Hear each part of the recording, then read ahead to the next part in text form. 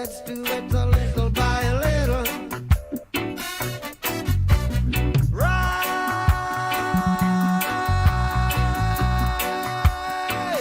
from your sleepless slumber. Yes, yes, yes, yes. We're more than sand and the seashore. We're more than numbers. All together now. Wake up and live.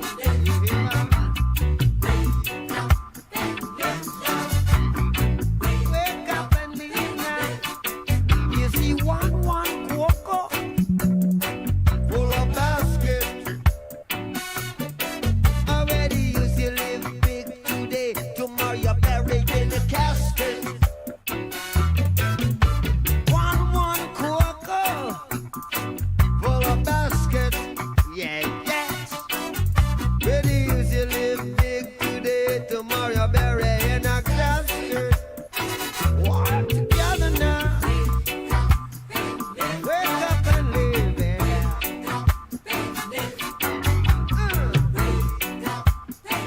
Wake up and live. Keep on playing. Yeah, yeah.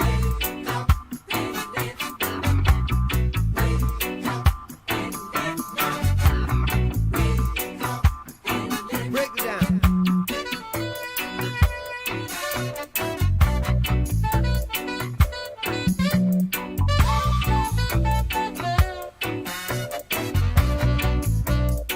Come on, man.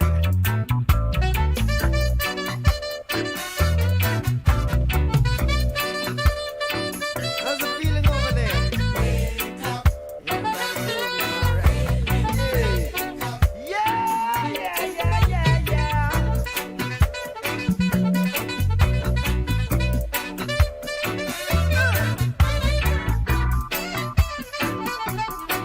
Come on, man.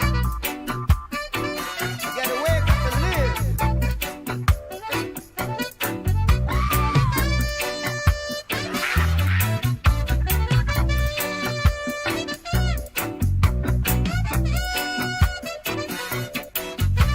Life is one big road with lots of signs. Yes. So when you're riding through the ruts, don't you complicate your mind. Flee from hate, mischief and jealousy. Don't bury your dog, put your dream to reality. Yeah. All together now. Wake up and live. Yeah.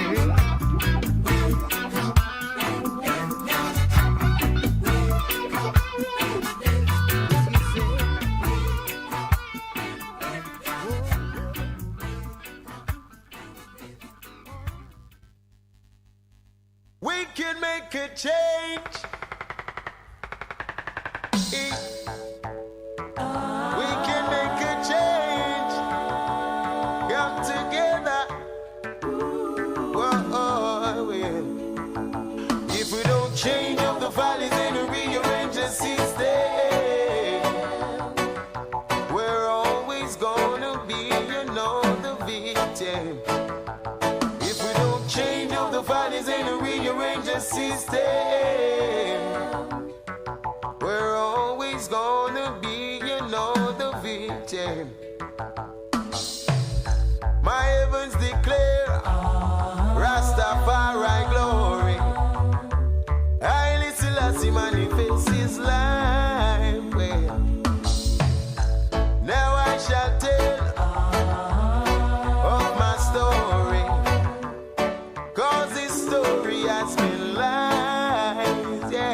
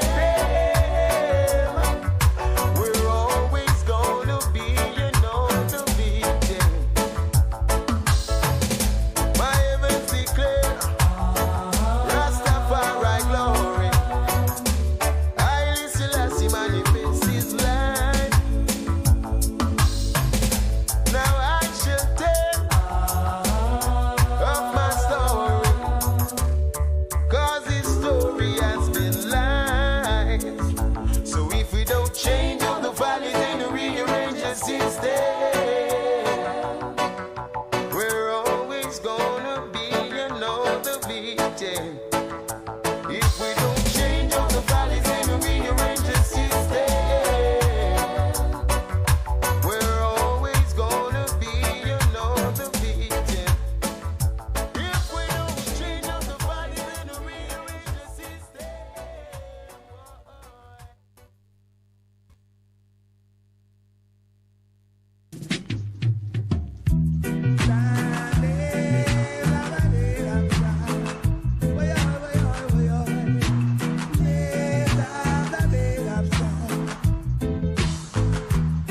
Do you know what it means to have a revolution? And what it takes to make a solution? Fighting against oppression. Ooh, yeah. Battering down depression. Oh, yeah.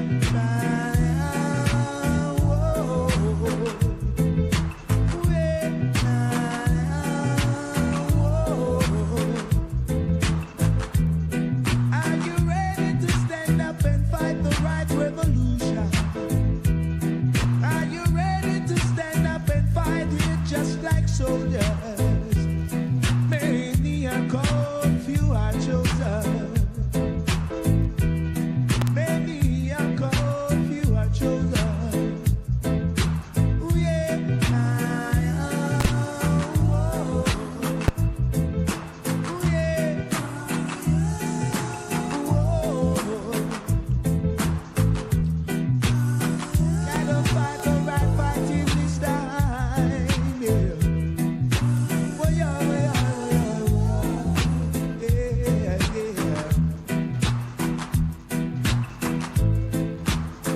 Ah, yeah, yeah.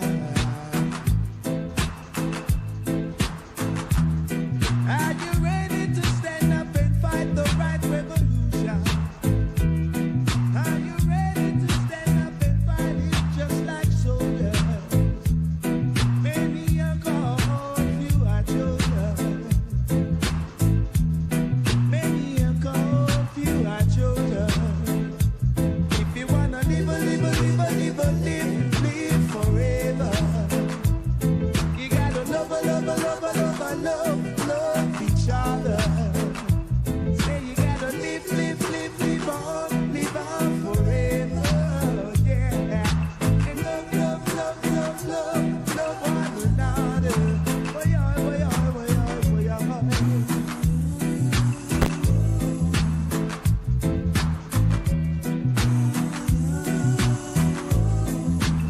gotta fight the right fight in this time.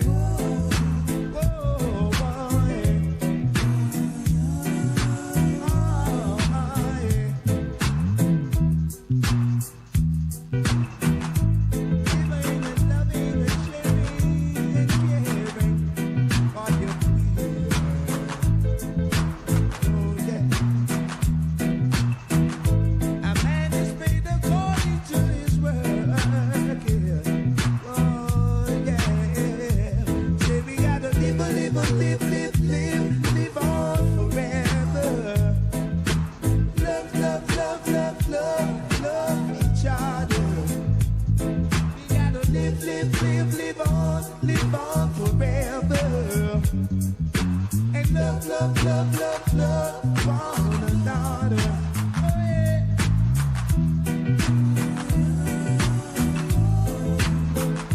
Living and loving and sharing and caring. Oh, yeah. Well,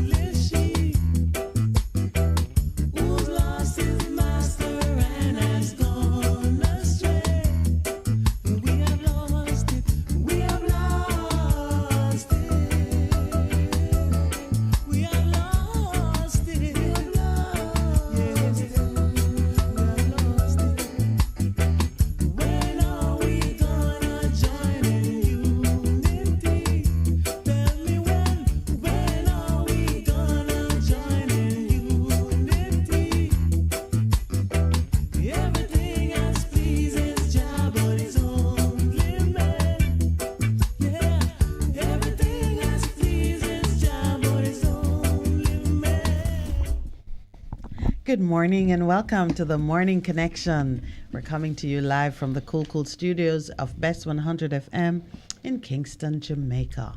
Good morning to those who have joined us on air and online. I'm saying a really brisk good morning to those of you who are in the diaspora watching things in Jamaica and getting excited for us. We thank you for your support. We love you for your support. And I'm seeing all kinds of messages already coming in. Good morning to those in the studio. Mr. Engineer, you're looking a bit perplexed. You all right? Good morning to you and to the producer. Why both of you have your headphones looking that way? This is the morning for the cute look. Pastor Percival, good morning. Good morning. I hope you had a good weekend. I always have interesting weekends. Since the last time I saw you. Well, I noticed you say interesting and not good. No, interesting. Not always good, you know. I think there's an Asian curse that says, may you have an interesting life. Oh, wow. It's a curse. It is a curse? Yes. Good morning to all those of us who listen to us online. Special good morning to Anne, those who are on their bus, our husband. Good morning to my beautiful wife. Good morning to my lovely hostess, co-hostess, Minett. That is such an old-fashioned word. But we're at the 6:30 break, so let's take it and I will instruct you on the new word. Stay with us, please.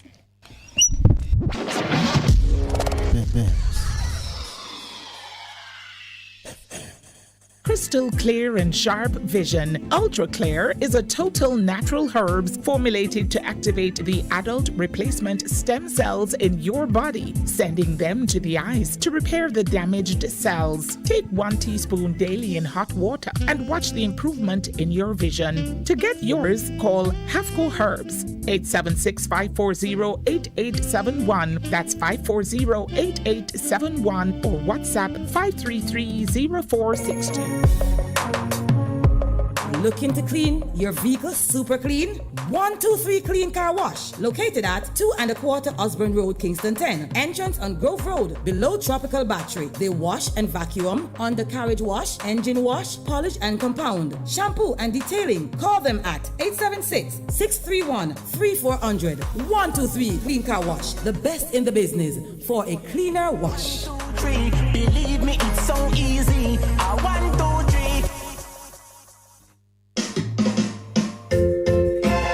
Having trouble getting parts for your Mazda? Maljam Auto Parts is your solution. Find Maljam at the new and convenient location off Upper Walton Park Road at 9 Kingswood Avenue. Maljam Auto Parts, with over 25 years experience, providing all Mazda parts, new and used. Call 923-4389 and 461-1786. Maljam Auto Parts, serving your Mazda needs. Veg Printers for all your printing needs. We specialize in calendars, flyers, brochures, and more. Call us today at 968-7506.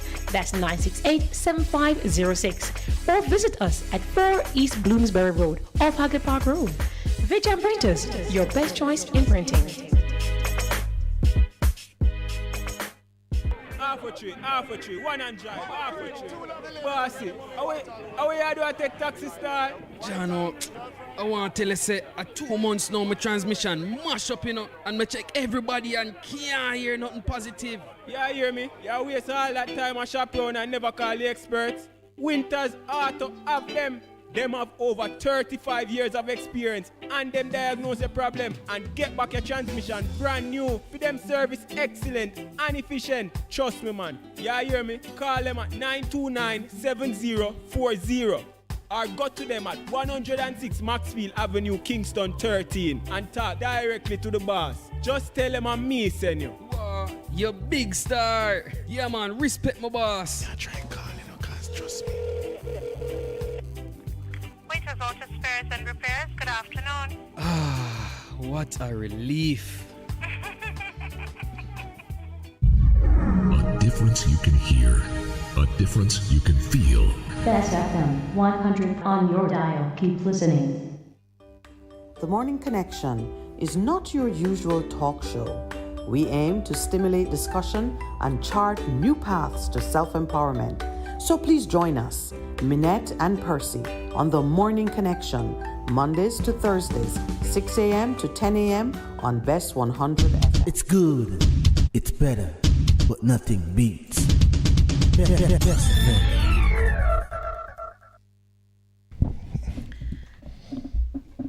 Good morning. So many things have happened. One of the things that just comes into sharp focus for me is the fact that we are one race. One race. Meaning 100 meter, 200 meter. No, you gone into championship, which begins next week actually, but not this week, next week. The fact that all of us, we have different ethnic backgrounds, but the fact that we have become one in Jesus Christ, and the fact too that the same issues are affecting us as people all around the world. But all of those issues, I believe, begin to disappear when we recognize who we are, what God in Jesus Christ has done for us, and how, for me, that is such a empowering thought, experience, and the fact too that for all of us, we get a preview of what is to come. And so now, the Father is challenging us to begin to work that out in terms of how we relate to each other. Meaning that all the barriers that we have built up between ourselves and all of the things that people have done in terms of systems and processes that indicate to us, oh, you stay there or you stay in that place, you do not move. In Jesus Christ, all of those things are removed. So there's neither Greek nor Jew, Gentile, male nor female, but we have all become one in Jesus Christ. And because that is the reality in a spiritual sense, if I believe that, then my actions will say to me, how do I respond to Minett? How do I respond to the producer, my beloved pastor friend, Brother Lowell? How do I respond to Lloyd in terms of how I treat you? And that thought has just been captivated me for a very long time. And then I see what happens in the book of Revelations, in Revelations 4, where it says all of us, all the different tribes, everybody just come together and we're declaring, hey, you are Lord. And so we're doing the test run now in terms of how we are supposed to deal with each other, in terms of how we treat each other. And that is such a big thing for me as a believer that I have to practice. Some of the times I tell you in a minute, it's difficult, it's rough in terms of how people treat you and the things that people say. But I have to look beyond the behavior and remind myself that this person that I'm dealing with is so very much created in the image and likeness of God. I have to treat them right. And if you have that kind of mindset, it helps you. On Friday, I did a wedding. It was an interesting wedding because here's this Jamaican who's getting married to a Cuban. And in terms of the vows, he's there translating the vows.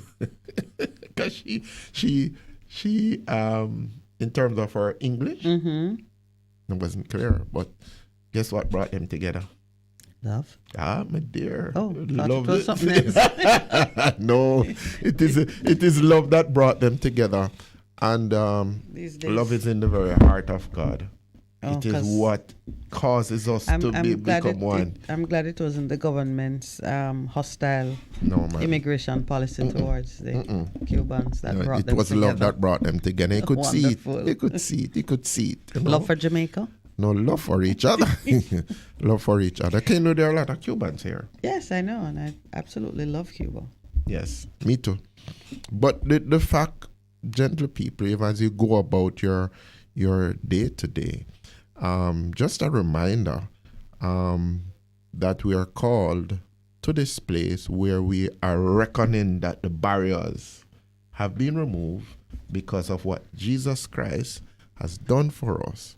And if we believe that that has happened in a spiritual sense, let us move to deal with each other in a way that, hey, there are no barriers, you are uptown, downtown, but we are one race. We have become one in Jesus Christ. Let's deal with each other, because the thing that God has done for us in Christ was based on his love for humanity.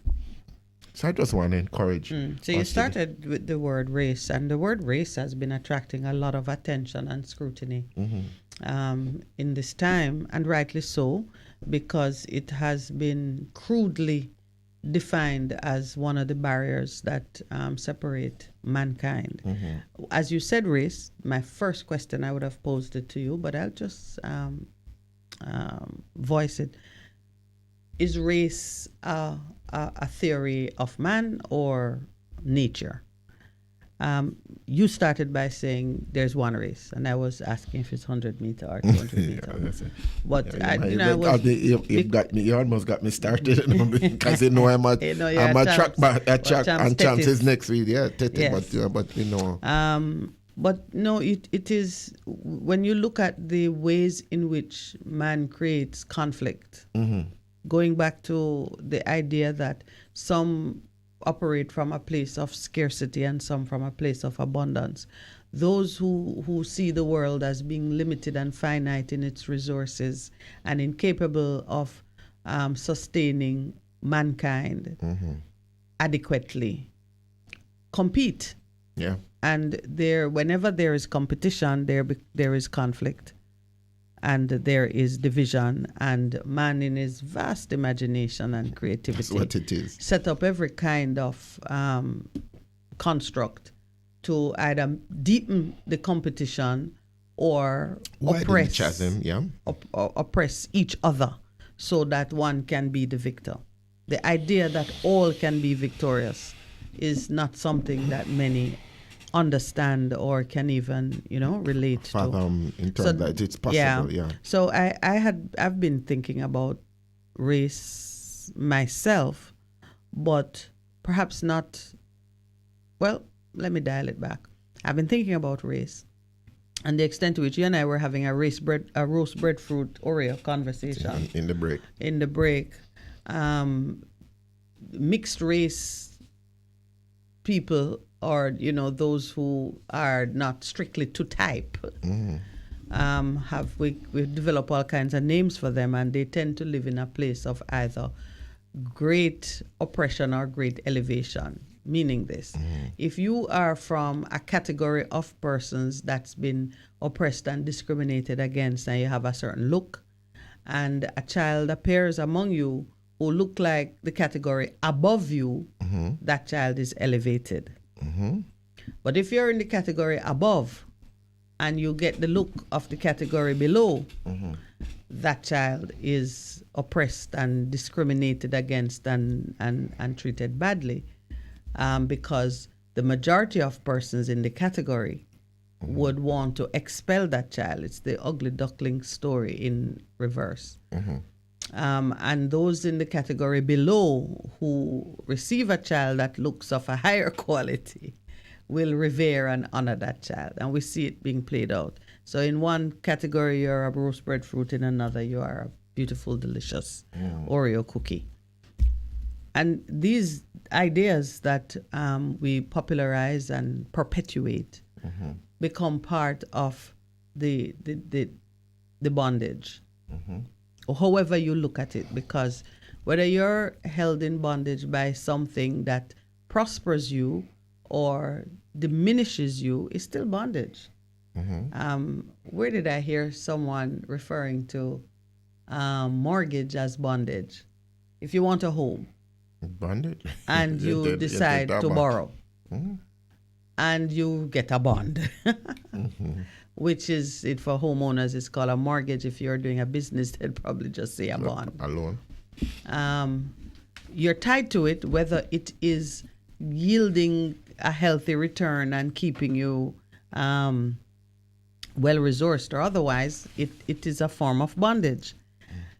This morning, Pastor Percival, given where things are in Jamaica, and I am going to attempt to summarize where I think things are, it's very important for us to remind our listeners that salvation, the gospel of Christ, is as much about eternity and the protection of the soul as it is about social transformation and reform that brings equity, love, respect, and a revival of man's greater human instincts, the ones that those instincts that are common between us and the image of God that we bear. Yeah, I'm in complete agreement, because a lot of people think of salvation as just of the soul, but the soul consists of the thought, your thoughts, your mind, your emotions, and that operates in this realm right now. Yep. And that is where the war happens every single day, which is why Paul, in speaking to the Romans, says, "Be not conformed, but be transformed in your mind by the renewing of your mind." And in one version it says, "Do not allow for the world to squeeze you into a certain mold, but find out what God's will is." And God's will is for every person that he has created in his image and likeness, in relationship to him, to flourish, to thrive. And what has happened as we speak about mankind is that man has put up all of these different barriers, these different separation. And man has sought in terms of their schemes and machinations to come against people's minds. Remember, we've been talking about that when we started in the middle of the pandemic, in terms of the war.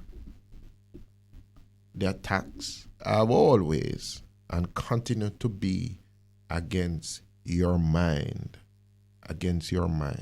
And that is why your mind has to be transformed in terms of how you perceive, your perceptions, how you see yourself, your understanding, and then from that position to move on and step forward in the victory that you have. So it's so interesting that you mentioned that, because even in terms of moving from Egypt, which represents bondage, to moving into the promised land, which represents the freedom and the true salvation, it is a war you have to fight.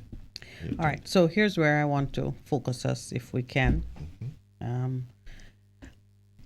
I am drawn to, so let's back up and do a little summary of where we are in Jamaica. It is clear, both because of the protest that has come from the public concerning the delaying of elections, it is clear that some great effort is about to be made to restore some semblance of democratic process. That's my way of saying elections are near. Which one are they? Local government first. This government not giving up a day on the main pitch. But it is clear that the government is readying itself to have the people renew their mandate one way or another. When election is in the air, you have to begin the assessment, the evaluation of where we are, where we're going, what we want to accomplish, and who should take us there. It's therefore an important time for persons who think their salvation is tied up in the economics of the country and the politics of the country to make a fair assessment. I would say to you, that is a mistake. If you really think that your survival is tied up in what the politics and the economy, how it moves and runs, then you have forgotten that you are created in the image of God to serve Him.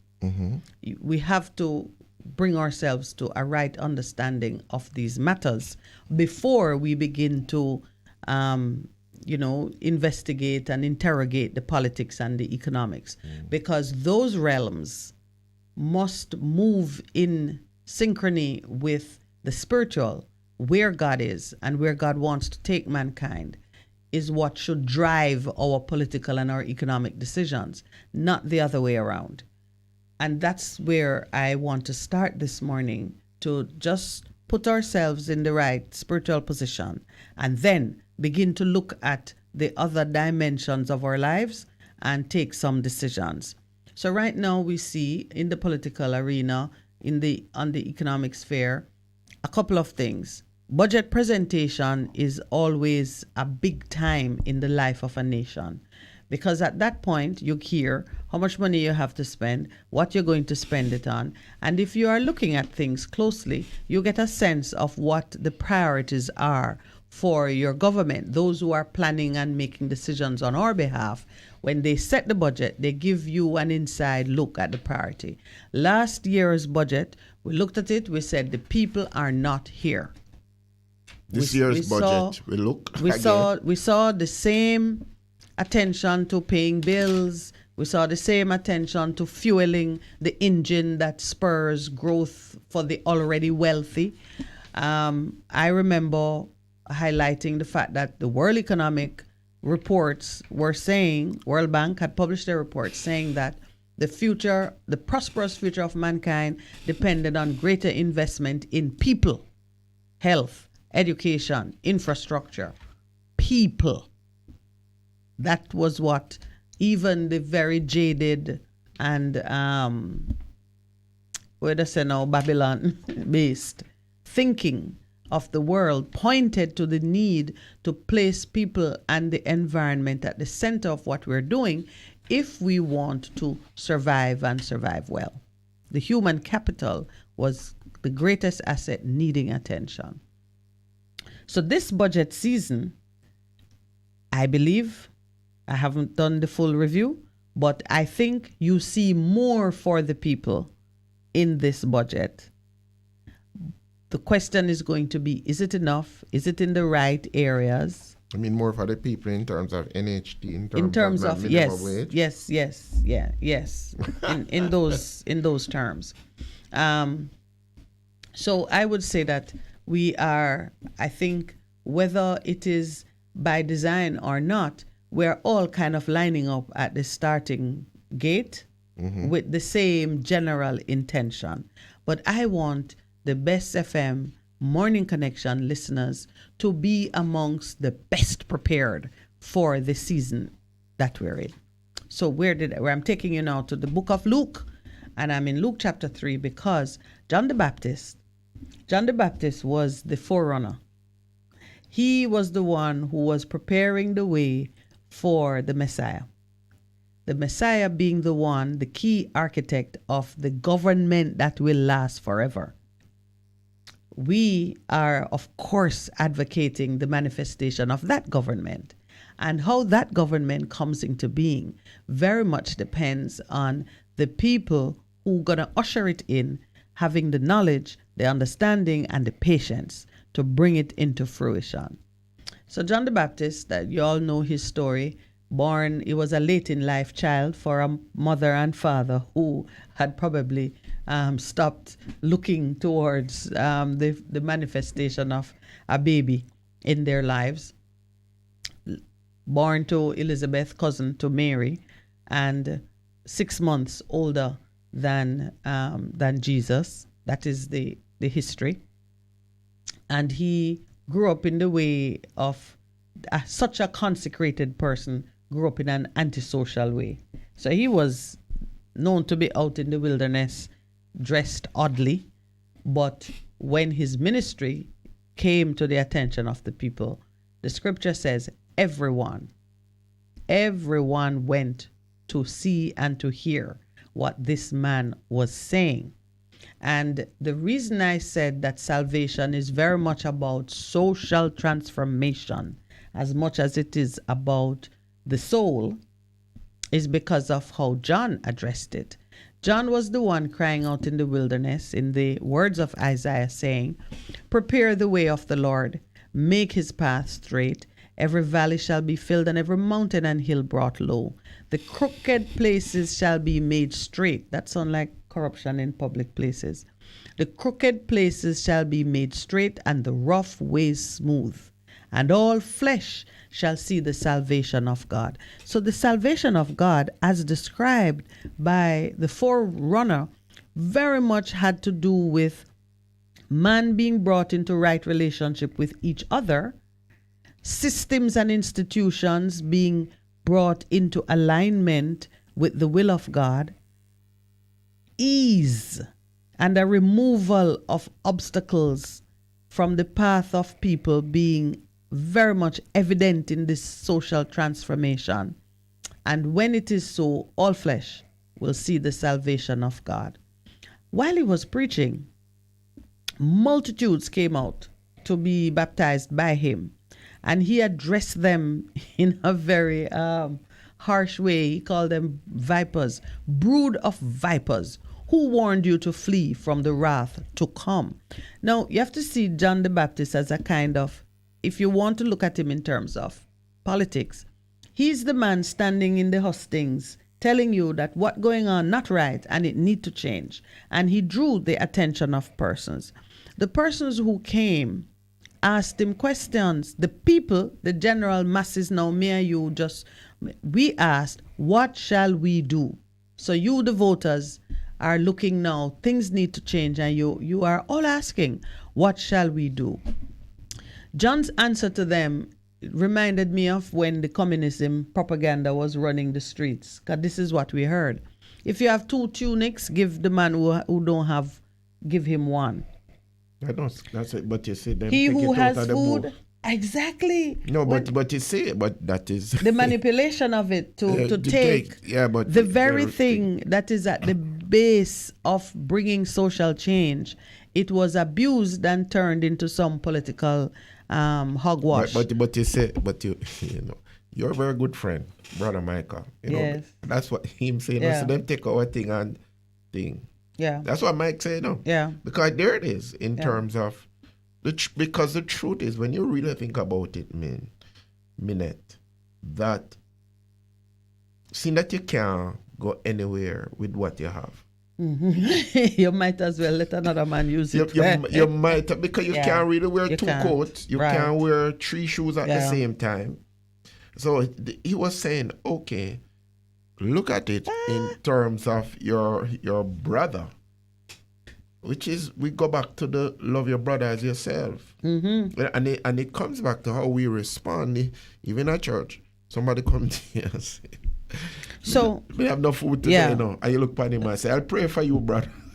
So I want to touch on the 3 things that are critical to change. The first is social reform. To the voter, to the common person out there, the ordinary man in the street, when they asked John, what shall we do? He said, he who has 2 tunics, let him give to him who has none. And he who has food, let him do likewise. So 2 things we're talking about here in this area of social reform. We're talking about a redistribution of wealth, and we're talking about welfare. If you are going to take your tunic and give it to another man who have no money to go buy his own, you are making your wealth available to dress him and to care for him. And if you're going to give food, you're talking about welfare, making sure that persons don't starve, so you cover them, and you're making sure that families are fed. Basic requirements, social reform. Which interestingly, as we come up to the 7 o'clock, if you, those of us who wondering what we're talking about, you know. No, I want to do the other 2 things first, and when we come back. Okay, go ahead. I just want to leave persons with the 3 things in their mind. So that was the general public, the question they posed, what shall we do? Then who came next, Percy? The tax collectors. Mm-hmm. The tax collectors came to John to be baptized and said to him, Teacher, what shall we do? And he said to them, collect no more than what is appointed for you. So we must have a tax system that is So we're not talking oppressive. about now that touch on governance and taxation, because taxation and representation go hand in hand. Collect no more than what is appointed for you, and in return the state must give in proportion to what they have collected. And the third area, soldiers, security. Well, Percy. I did tell you a long time, said two things government need to do. Security, policing, safety of the realm and the subject. The soldiers said, what shall we do? So he said to them, do not intimidate anyone or accuse falsely, and be content with your wages. We're talking about security and justice. Justice. And that goes back to the Proverbs 6 passage, which is not leaving me. All right. The 7 things of God, the 7 things of God. That God hid. Yeah. So All if right, you want to root it there, so it is all right, important. let me close my comments here and accept the correction from Straight Up. Yes. Straight Up said, good morning, host. Minett, you are wrong. They won't hold a local so near to the general.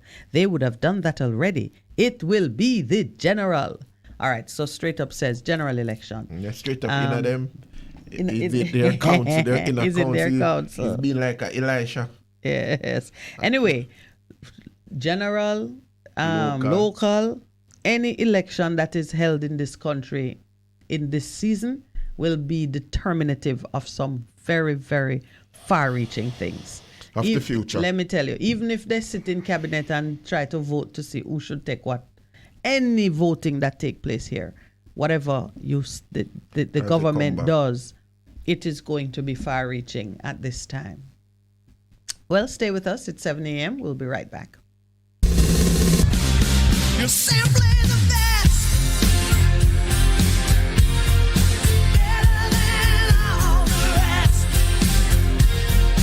Better than anyone.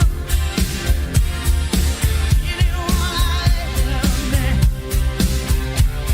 You're simply the best. Bess FM 100.5 on your dial. Keep listening. Jamaica generally experiences peak rainfall in the months of May and October, with the lowest recorded rainfall typically in the months February to March and July. The island is currently experiencing a meteorological drought, with extended periods of low rainfall going back to October 2022.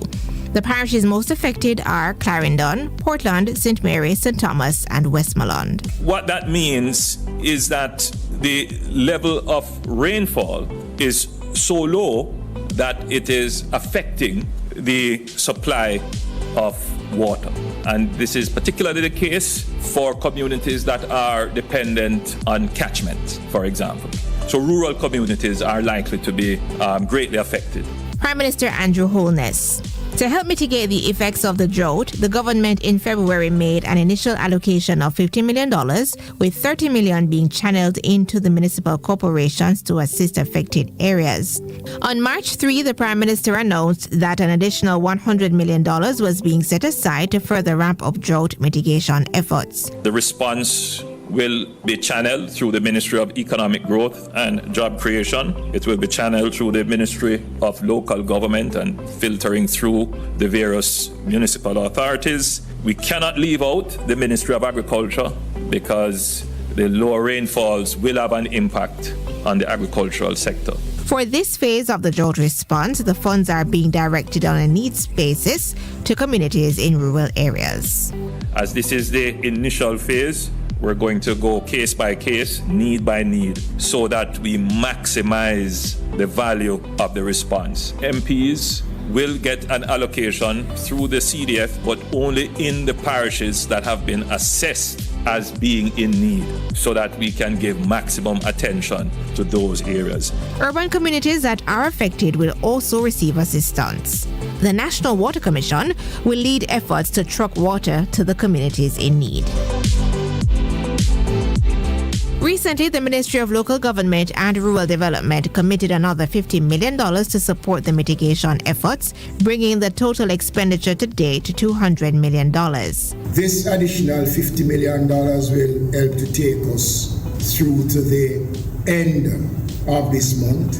And based on what we face come April, then if needs be that more funding is required, then we will be providing more funding as best as possible. The municipal corporations have also been very proactive in their own way, using some of their resources in order to help to provide water to various communities. Local Government and Rural Development Minister Desmond McKenzie. 30 million will go to the Ministry of Local Government to assist municipal authorities. 20 million will be for the purchase of household water tanks. And the remaining 100 million to enable MPs to respond to requests for trucking of water.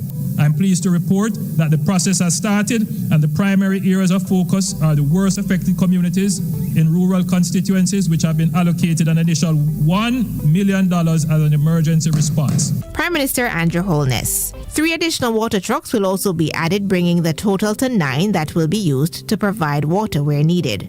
The government will also be providing 10,000 black water tanks to needy households across Jamaica, starting in the upcoming financial year. In the initial phase of the initiative, focus will be placed on areas adversely affected by drought. Households on path, households recommended by MPs and assessed by the Ministry of Economic Growth and Job Creation will qualify for the tanks according to the rules of the program.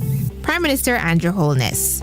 In the meantime, members of the public are being encouraged to conserve water and to exercise caution when sourcing and using water from private companies for domestic purposes to avoid potential health risks associated with contaminated water.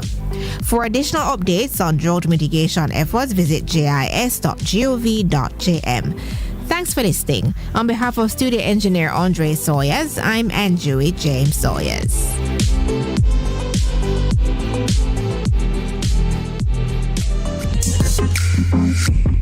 A production of the Jamaica Information Service, the voice of Jamaica.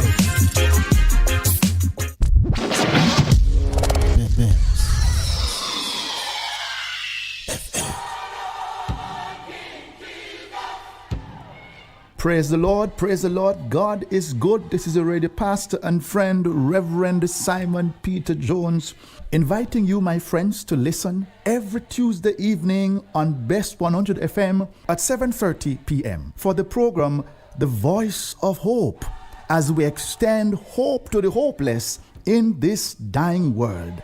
God is good. Be encouraged. Hope is in the Lord.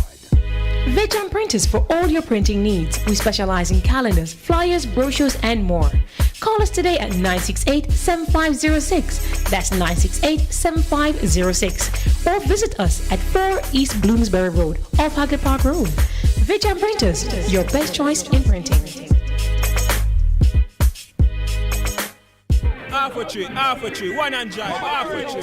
Bossy, how do I take taxi star? Jano, I want to tell you, say, 2 months now, my transmission mash up, and I check everybody and can't hear nothing positive. Yeah, hear me? Yeah, waste all that time I shop around and never call the experts. Winters Auto have them. Them have over 35 years of experience, and them diagnose the problem and get back your transmission brand new. For them service excellent and efficient. Trust me, man. Yeah, hear me? Call them at 929-7040 or go to them at 106 Maxfield Avenue, Kingston 13 and talk directly to the boss. Just tell them I'm me, senior. Wow, you big star. Yeah, man, respect my boss. Yeah, try and call him, cause trust me. Auto Spares and Repairs, good afternoon. What a relief.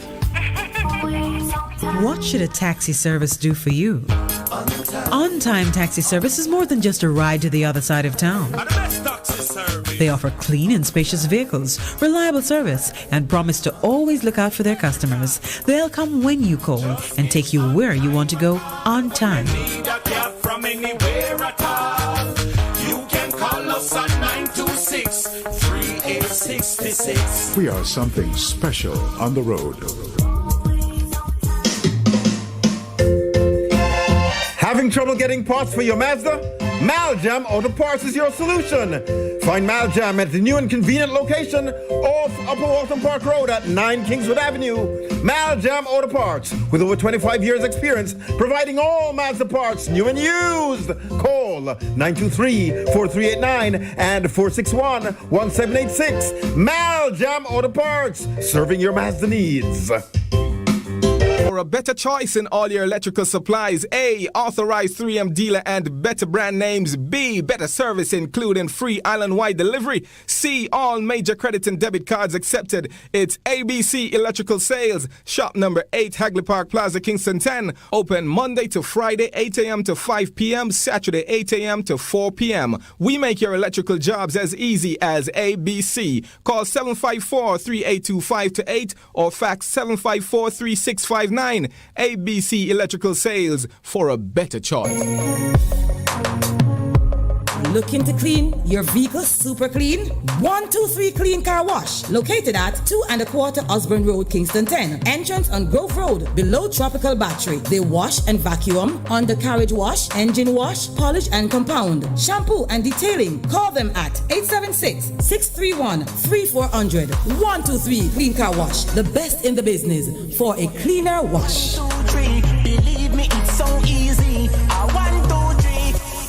Hey, what's up? It's your girl, Lady Lee, the Queen of the South, and I'm inviting you all to trailblaze with me on the best of the best radio station, the Bess100 FM, Mondays through Thursdays, 2 to 5 p.m. You can't afford to miss it on your airwaves. Yes, trailblaze with Lady Lee right here, Mondays to Thursdays, 2 to 5 p.m. on the best of the best, Bess100 FM.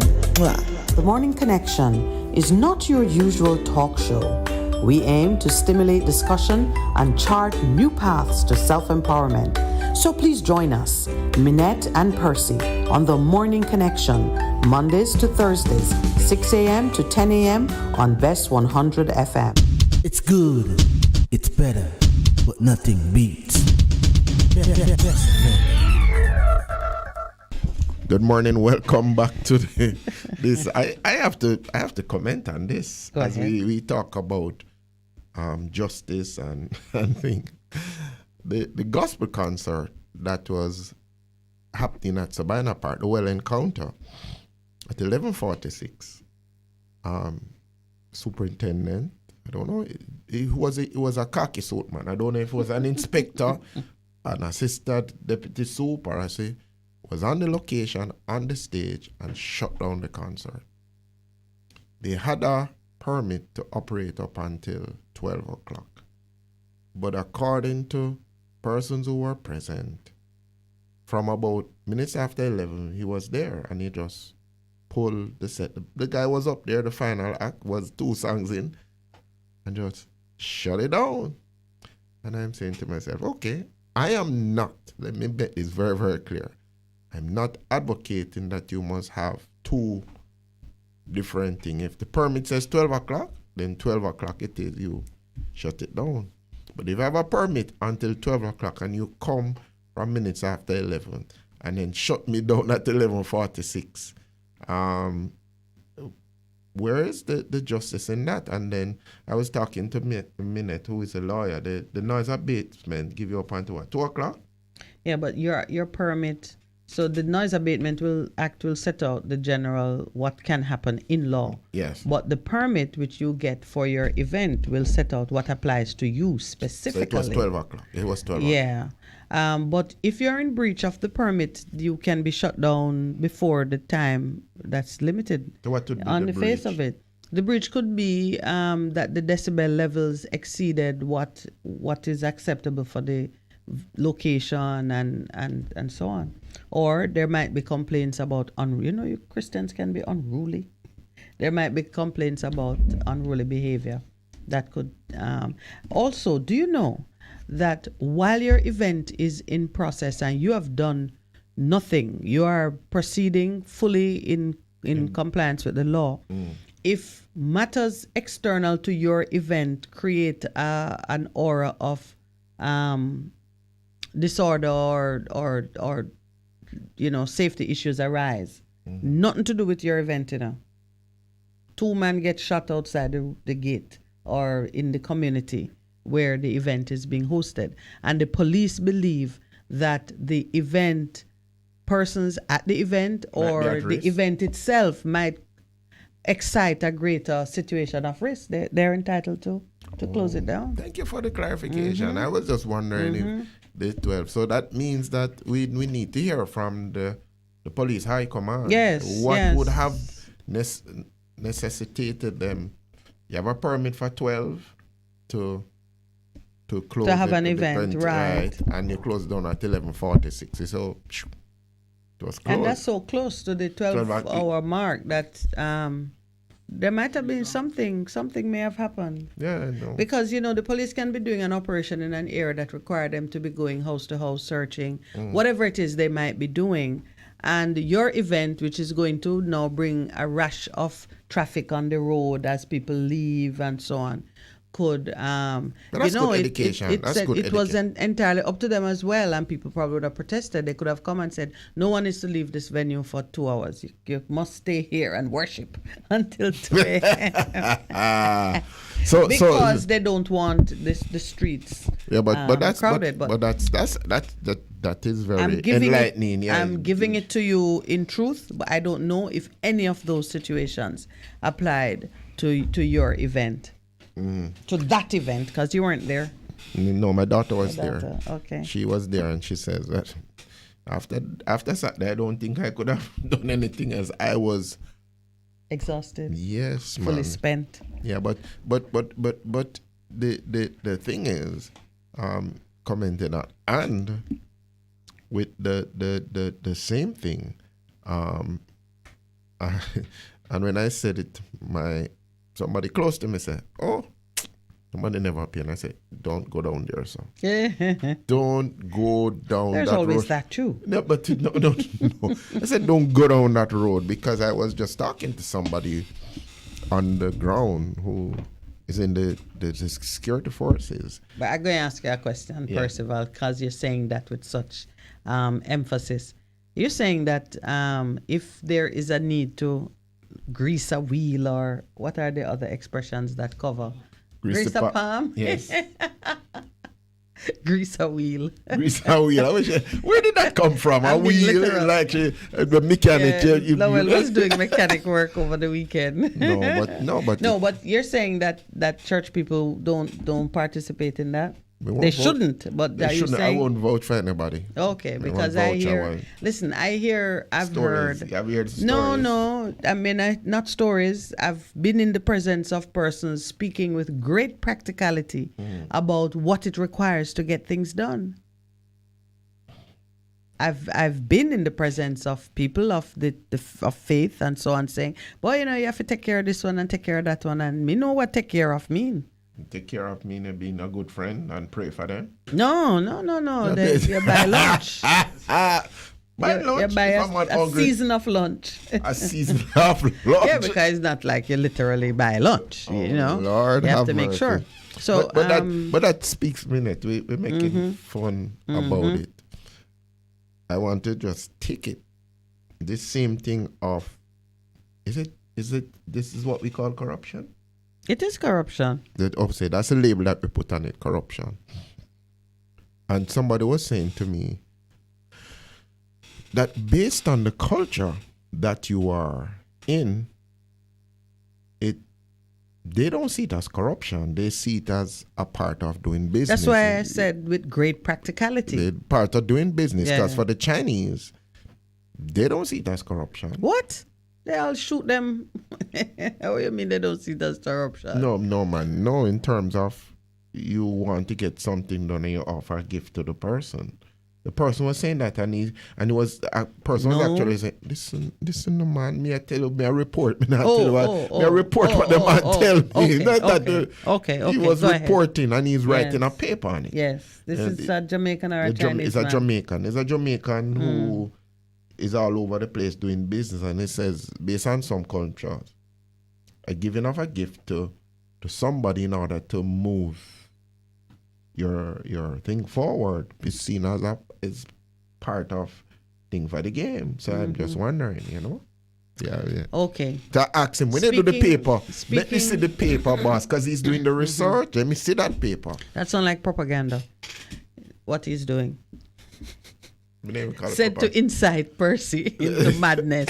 But speaking as someone who has actually done business with the Chinese, contracted directly with them in my own name, I can tell you, you must sign documents saying you will have never taken, received anything from anybody in the organization that is signing the contract with you to either get the work, progress the work, or any such thing. And they have you sign saying if anybody in a them organization approach you with any such thing, you must agree to report it. And then to my own knowledge and experience, I've seen managers disappear. Not like poof, but here today, gone. And the reason? They were doing the very thing that your friend wants to write about as being culturally acceptable.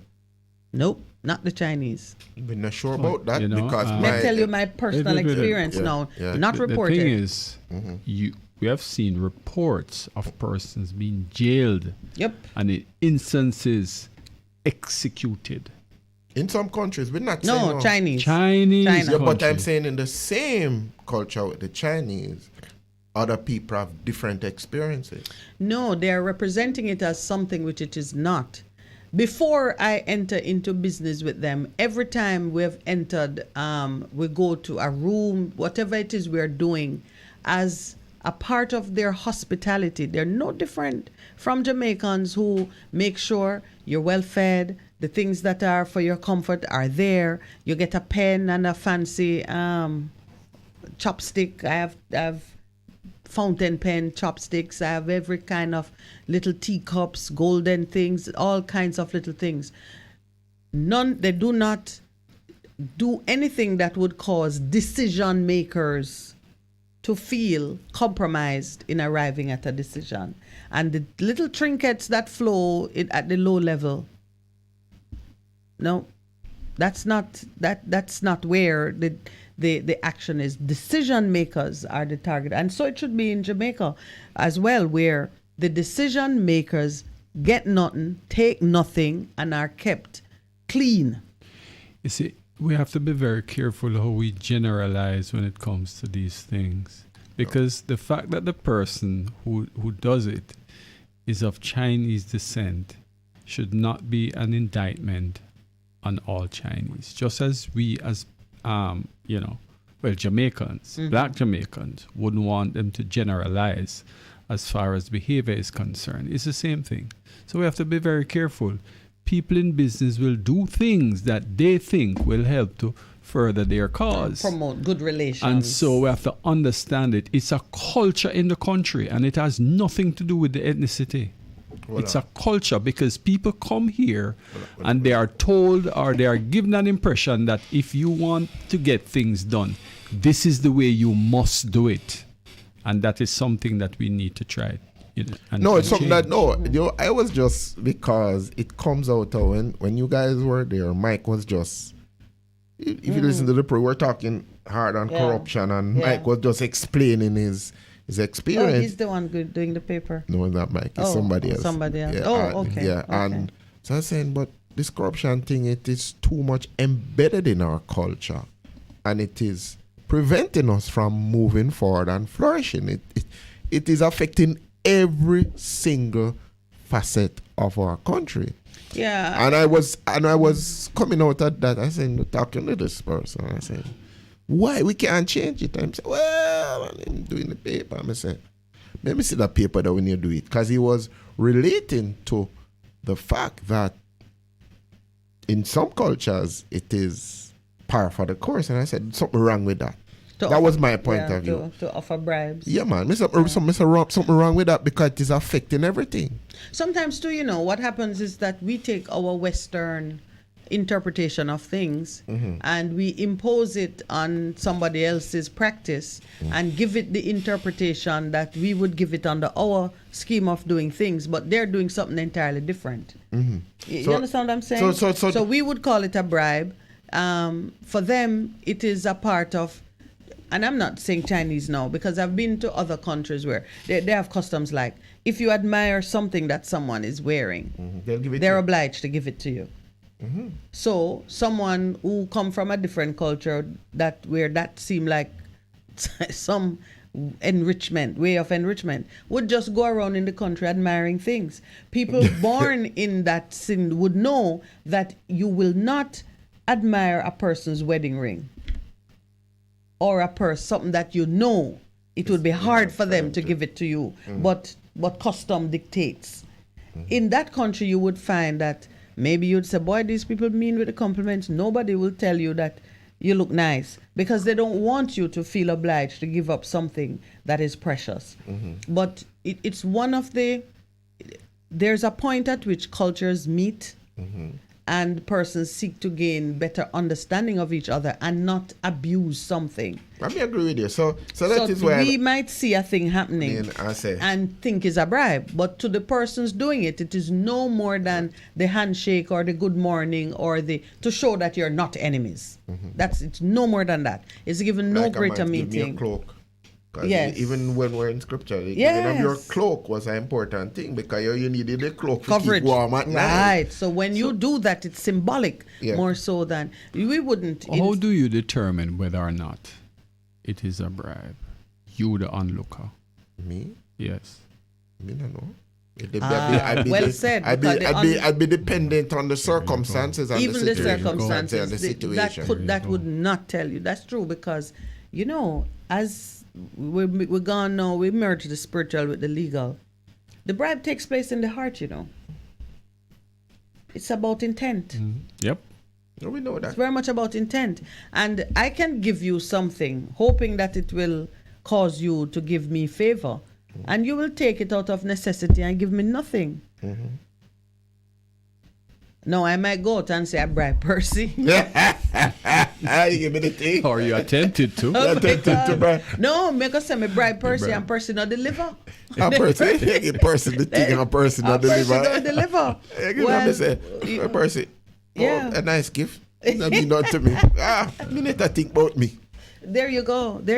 So it does take place in the heart. And there is a case I had contact with, which to this day, I know there was some injustice there, but that's just how it is, because I met the person who was accused of receiving a bribe, and I know that person did not receive a bribe, because you know the integrity, the integrity of the individual. So I meet you, and you're gonna do business with Lowell. I introduce you to Lowell to do business. And then you lend me money for a project I'm doing. Your business with Lowell turn upside down. But because because I made the introduction of me to Lowell. Yes, Lowell turns to me and say, that loan you got from Percy was to bribe you to introduce worthless Percy to me for a business which I have lost on. Why not worthless Lowell? No, because Lowell lost. Or turn it around. No, man. Percy lost in the business, and Percy turn on me and say, man. But because you are the one who gave the loan. So I've seen it gone through the courts in Jamaica, where a loan was given to an individual who had also made an introduction for big business that was taking place. I know the and case. when the big business crashed, they said the loan was really a bribe, and the court ordered the business that was the subject of the loan to be given over to the one who had lost. And the man has gone forth big businessman has gone out with a reputation of having taken a bribe. That is straight injustice. I mean, as a matter of fact, it's a cousin to your case. When me talk it, me realize that people might think I am revisiting my own trauma. And maybe that's why when I met the man, and you met him, straightforward, and he has gone ahead in life, and I guess no more of that kind of thing. And the one who accused him of taking a bribe died. He's dead right now. Yeah, but and his business chopped up and all over the place. Yeah, but it is interesting that we've come to this place of discussion because of what's happened. Because we know in our culture and our country that corruption is culturally accepted. And if we're gonna move forward, remember we started in terms. Hold on, what you just said? Where is corruption culturally accepted? Dangerous one right there. No, that where in Jamaica? It's culturally accepted. Yeah, it's that not. No, it's not. Hold on. It's practiced. No, it's a difference between it being practiced and it being accepted. Yeah, but it's no more accepted than rape and murder. And so you might want to revisit that. No, let me tell you. No, me I said that. Where is it accepted in Jamaica? That people are saying that if you do not do something corrupt in order to get through, you're not going to get through. You accept that? Do you accept it?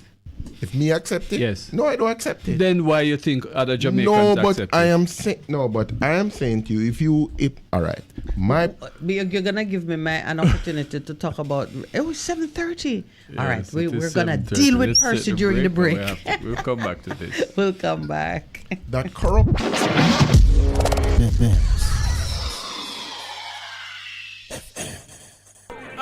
Half a tree, one and drive, half a tree.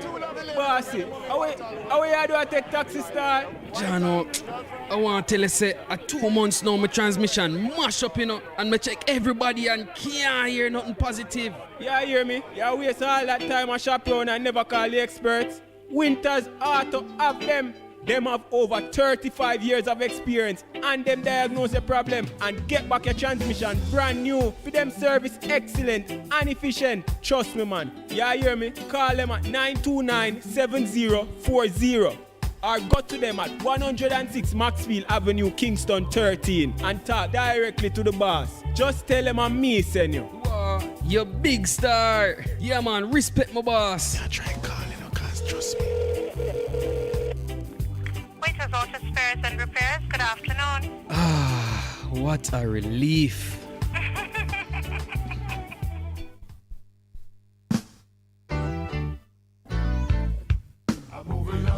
Bess100 FM presents the Mature and Moving Up Show with Lascelles Butch Chen on Thursdays from 6 to 9 p.m. Welcome to this pioneering radio program on our continuing worth in our maturing years, compellingly defined to educate and liberate the younger generation. Tune in and welcome. Veg Printers for all your printing needs. We specialize in calendars, flyers, brochures, and more.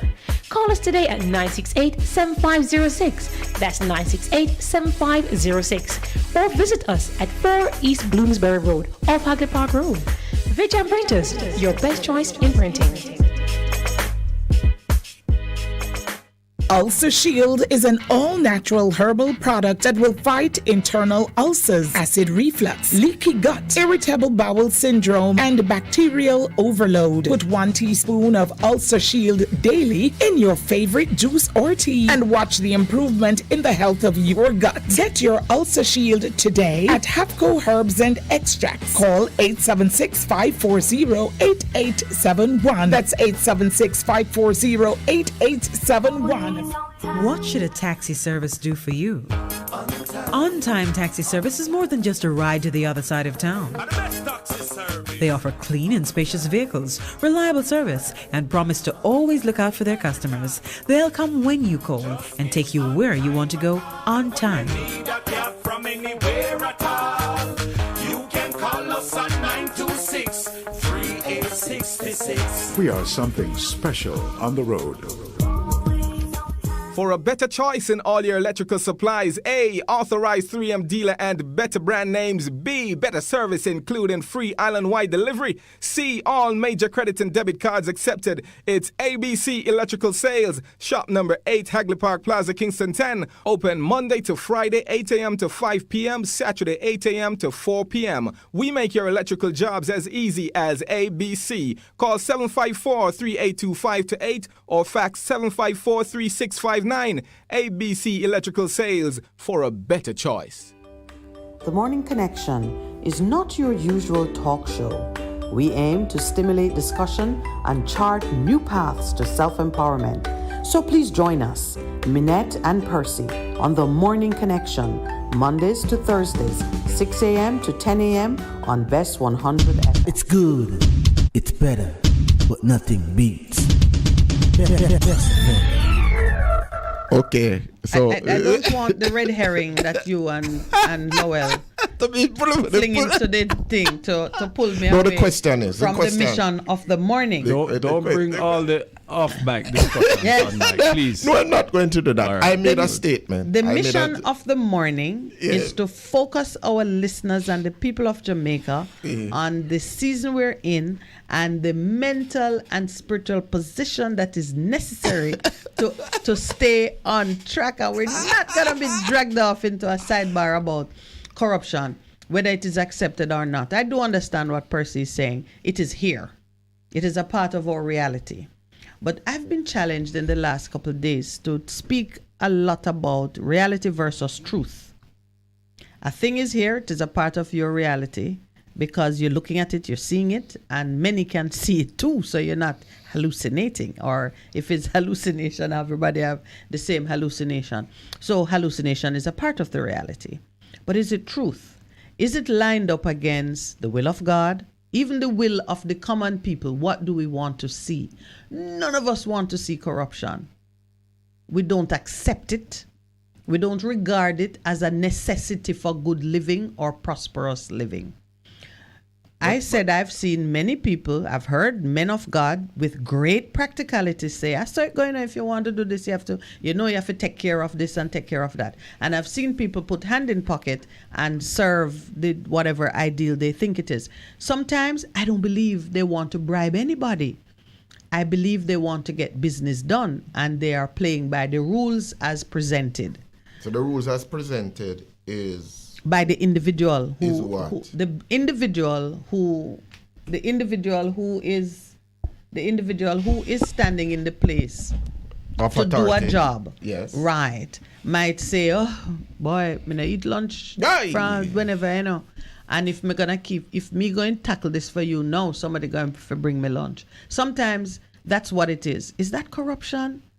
I think it is certainly very weak and it is weak morality and it's an unsafe thing for any person to do in the carrying out of their job because they make themselves vulnerable.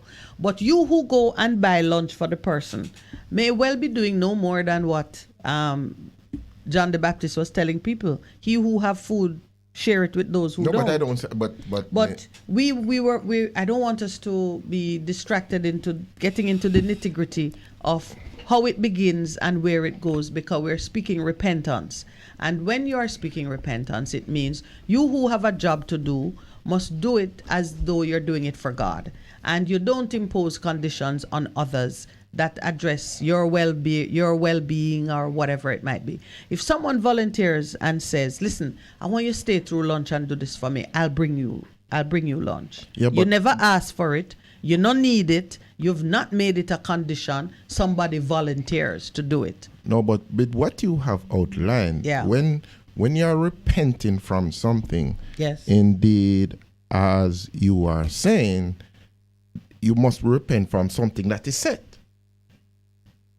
Set, or you mean? No, when you're repenting from something, you're repenting from your breaking a rule that is set. Right. So when I say set, I mean you have a standard as to what accepted. So you have stepped away from that, and in repentance you want to go back to what original standard was. True? And take out the word accepted, because the standard exists whether you accept it or not.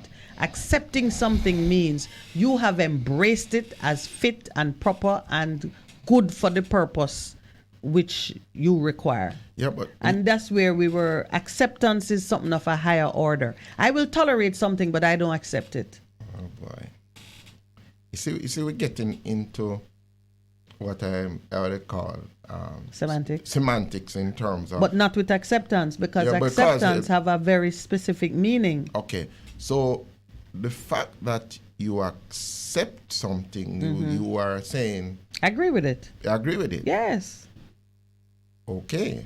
So if I you were, embrace it. I'll practice it. All right. So Yeah. therefore, you agree with it, you embrace it, and so on. Yeah. And that was the point I was making. And In so we were only in disagreement with you then that that Jamaica accept it.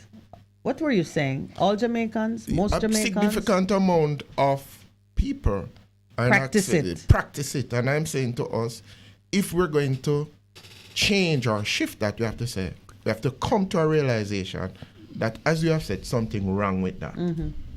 Because you have to come to a point in terms of your mindset, something wrong with that. That cannot be so. Because even as you said, with your job, this is my job to do it, and because somebody,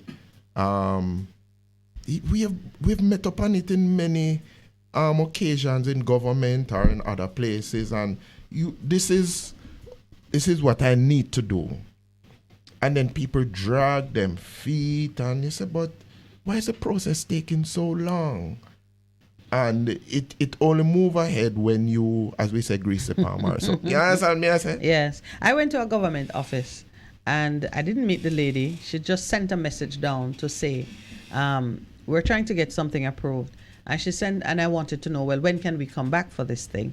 And her message says she's the only one in the island who does it. Remember that. I remember you related that. So you related that. Yeah. So. Yeah, and I was left wondering, okay, is she saying, since I'm the only one who can do it, you need to pay me? I was you were confused. trying to interpret what you were saying. Yes, because what was puzzling to me is, why is it necessary to tell a citizen that, listen, I am the only one in the island doing it and everything come to me? Are you telling me that? In order to move my thing forward, I need to do something? That's an interpretation. That was one interpretation. Or is it I'm under pressure? I'm give me under some pressure. Give me some Give time. me time. It's a problem we have. I'm prone to say it's the second one. Well, I No, interpret listen, it we as don't, the second we because don't, we don't communicate clearly, and that is a problem. That lady's response, she could have easily said, look, I am the only one who carries out this task, and therefore I'm not able to deliver it to you within the time frame that you might expect. Yeah. She didn't even it's gonna take longer than normal. She didn't even need to tell me she's the only one. Yeah, she only need to tell me this is the time. within what time. Let's just say she figured out, boy, it is important for you to understand. She say, look, complain. You understand me? And that's why some of the bribery that is a big part of the problem. arise. Yeah, so people find themselves in situations that they never intended, simply because they just don't communicate clearly. Yep, but you know. But weak morals will leave you vulnerable. Because to me, I have a job to do, and someone asks me, when can I come back? My thing is to tell, if it's 3 months' time, it's 3 months' time. If they say to me, why does it take so long? I would say, well, I have to do this, that. I do it for 14 parishes in the island. Well, each parish send me 200, and and I'm understaffed. There you go. Most of us, if we are told a time, that's what it is. Yes. We went to the electoral office. They say it takes 3 months. Well, ultimately. Not only that, and I'll call you. I that never came. And then eventually, of course, after about 9 6 months, 9 months. I went back and said, is it ready? Only to find that it was ready, but it had my name wrong. And I had to stick with it. So it came back in the 3 months? Not 3 months, my eye. No, but no, I'm just saying. I called them like a week before the 3 months, and the lady said to me, what time did we say you could call? I said 3 months. So let me look at it. I said, oh, it's not yet 3. She said, it's not yet 3 months. And that was it. I should never give a call after the 3 months. Nobody called. Not after 9 months. You don't get a call. You have to go back there. I went back there for it. Customer service has to work. So, but you are raising a very fundamental point: the importance of having strong moral underpinnings.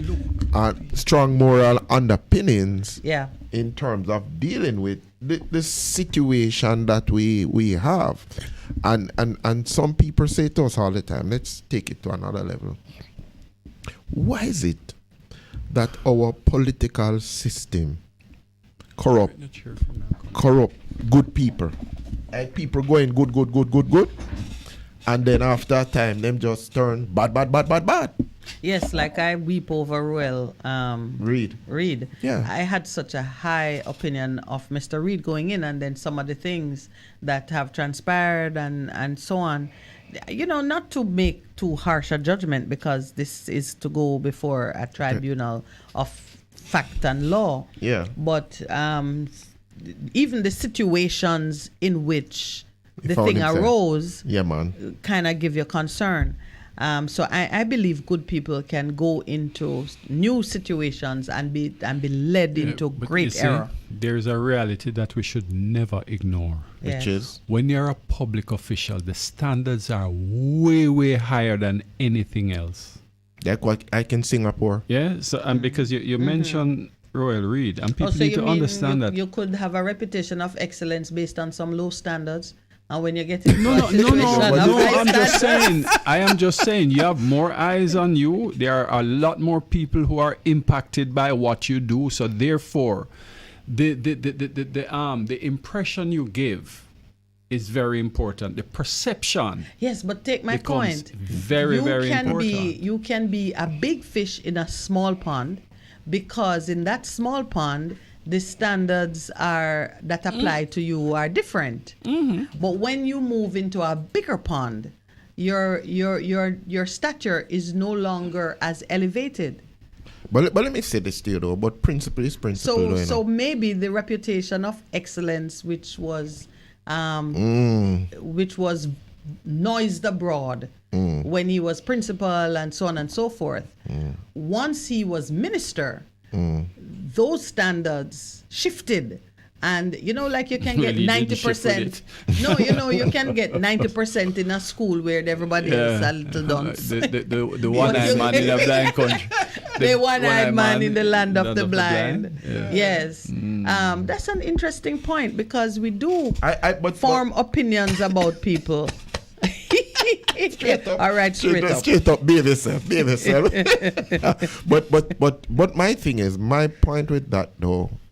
Which one? The big pond. The big pond, little fish. Principle is principle. Jesus says, when he give a man little bit to do, if he's faithful in that, then he gets elevated to other things. So it means the principle that works of faithfulness to the things that you do with the small things move you up to get bigger things. But it is the principle of your heart. Yes. The principle of your heart. It is what your backbone that you will say. Yes, but without repeating in full what Straight Up say. If you want to know what one of our listeners, go online and you'll see what Straight Up wrote.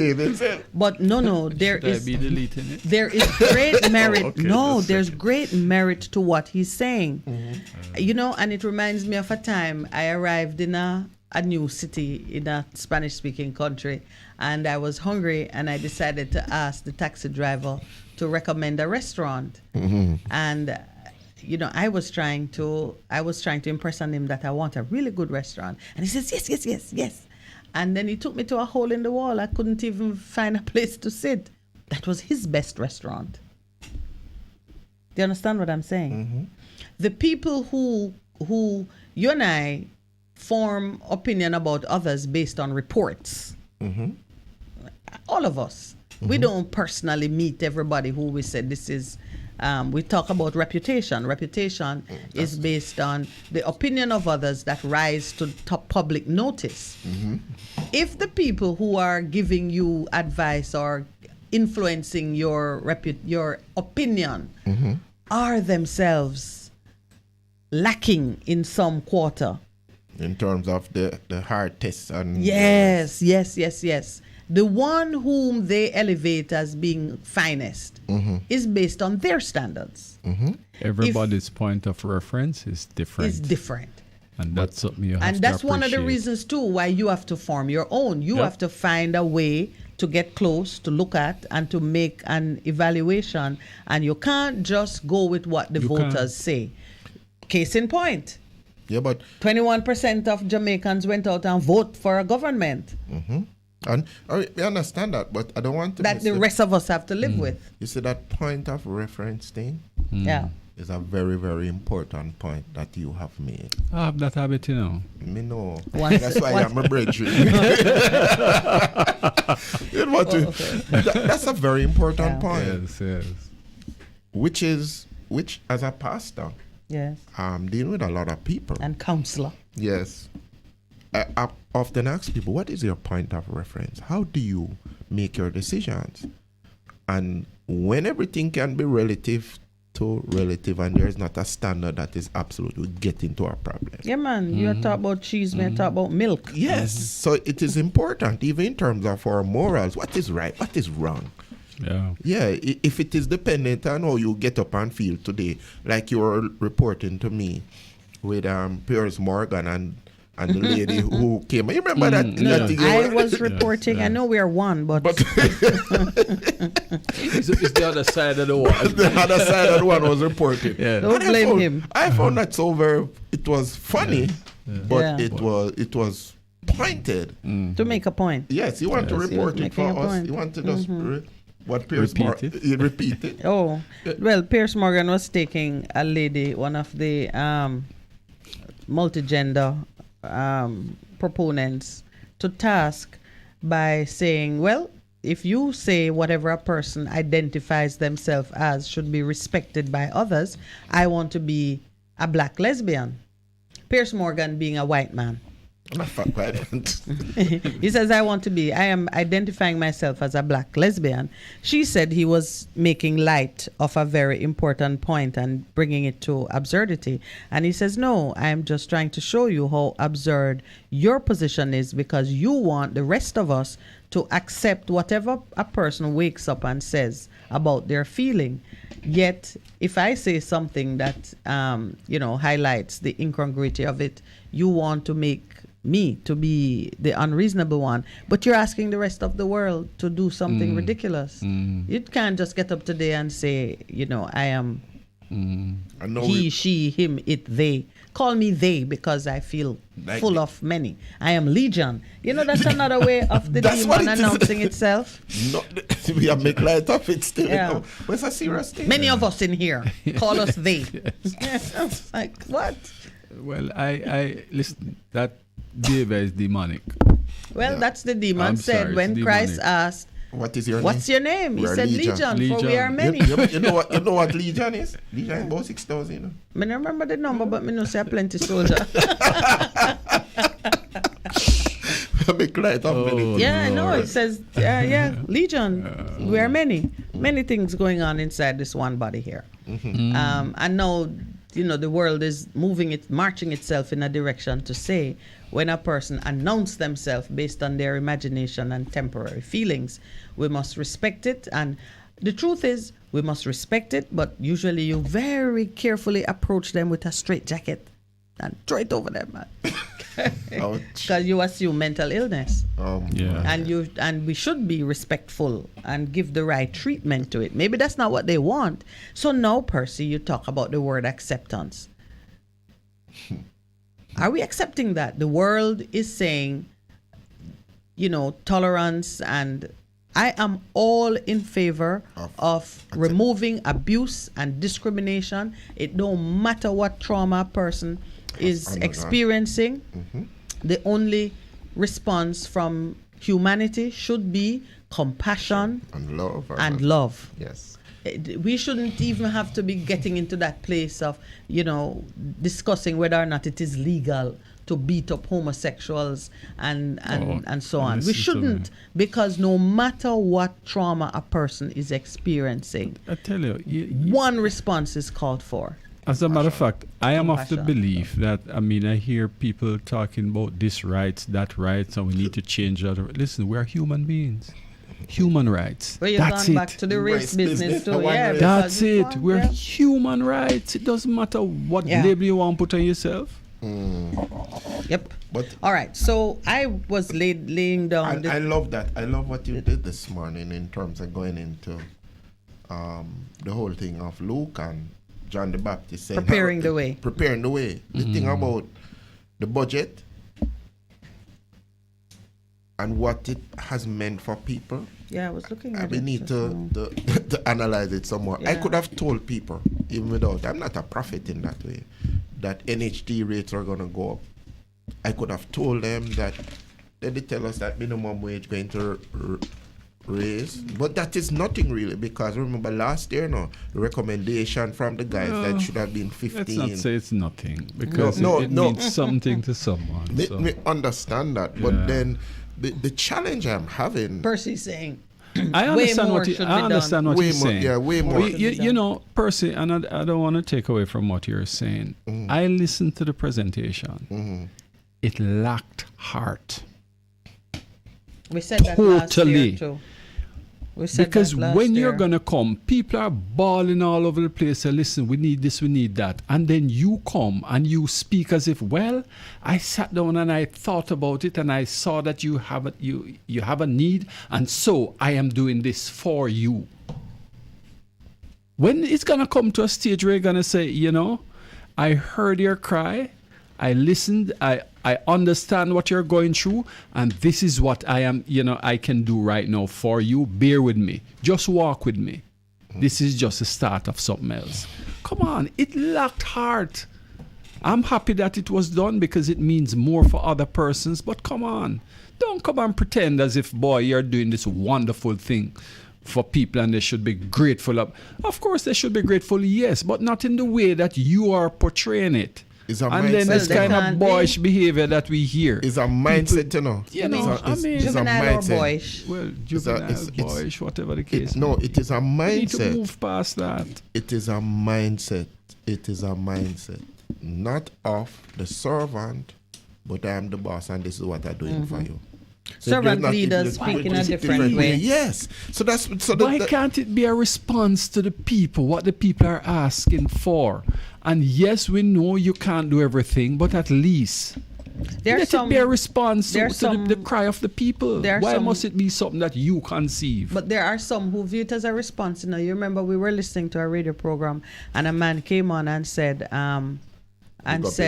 oh, he would give him 99 points, something percent. And somebody says, why would you take off any? And he says, because there's no perfection. So he didn't take off any because a mistake was made, you know. He took off something because man cannot be perfect. But what this caller was saying, that the Prime Minister's presentation showed that he heard the people. Really? Listened to the people and he heard the people. I just mentioned it because Prime Minister wasn't saying that. I mentioned it because, you know, of how you've reacted to it. But I didn't listen to the presentation. I read of it. And it's a very different thing when you listen. Yes, because when you listen, you hear whether or not there is heart. When you read it with your frame of reference. Like I read it. When I read it, I say, okay, I know you can't in one cut give everything that is necessary because people need a livable wage and they need it through a construct of things that might not all be what you get from your boss, whoever pays you, but there must be other programs available to persons to close the gap. And it's just a question of someone taking all that there is and closing the gap when you add the raise of the housing trust money that you can borrow, because people need housing, they need health care, they need education, they need to have good reliable transportation, they need access to funds in order to get into business and so on, and they need a decent minimum wage. But those things are set in a combination of facilities. It is equally important for people to feel and know that you care. Yeah, so the heart point that you made, you can only get that if you listen to the person and can feel their heart. Just some things that have happened over the weekend. You remember we had highlighted what happened at Ministry of Education. On the weekend, Mocha raided our house and raided the guy out of. And I'm saying to myself, okay, is it that what we're speaking is continuing to manifest itself? Whose house are you talking about? Grace McLean. Yes, that's what I read. And the chairman of the different little boards and so on. I know, I laughed at it and said, 3 years later or however long after, how long? And the guy had to take a principal stand. The guy was permanent secretary, say, I'm not of this. I remember they move him to Never Never Land with a post. And Yes, yeah. And I'm saying to us, people, let me go back to this, Even as the Prime Minister made his statement, these things doth the Lord hate. Ye 7 are an abomination unto him. A proud look, a lying tongue, hands that shed innocent blood, a heart that deviseth wicked imaginations, feet that be swift in running to mischief, a false witness that speaketh lies, and he that soweth discord among brethren. I'm talking to us as Jamaicans, but I'm talking to our leaders. When you see what is happening and you see what God has said, I don't like these things. How do you match up time for repentance, time to move towards what Minett spoke about this morning when John the Baptist came and spoke and says, all right, we need something, some social thing. Reforms. We need, repeat them again, Minett, as we go into the break. Okay, so the 3 things from John the Baptist: social reform, food and welfare efforts, issues, redistribution of wealth are part of it. On the governance side, taxation, representation of the people proportionate to what you take from them. On the security, police, safety, justice and security side, to make sure that people are being treated fairly by the military and the police, that they are being protected from false accusations and punitive brute force, that they are secure in the realm. Those were the 3 things to which John the Baptist gave an answer, because first the general people, the citizens, asked, what shall we do so we can see the salvation of the Lord?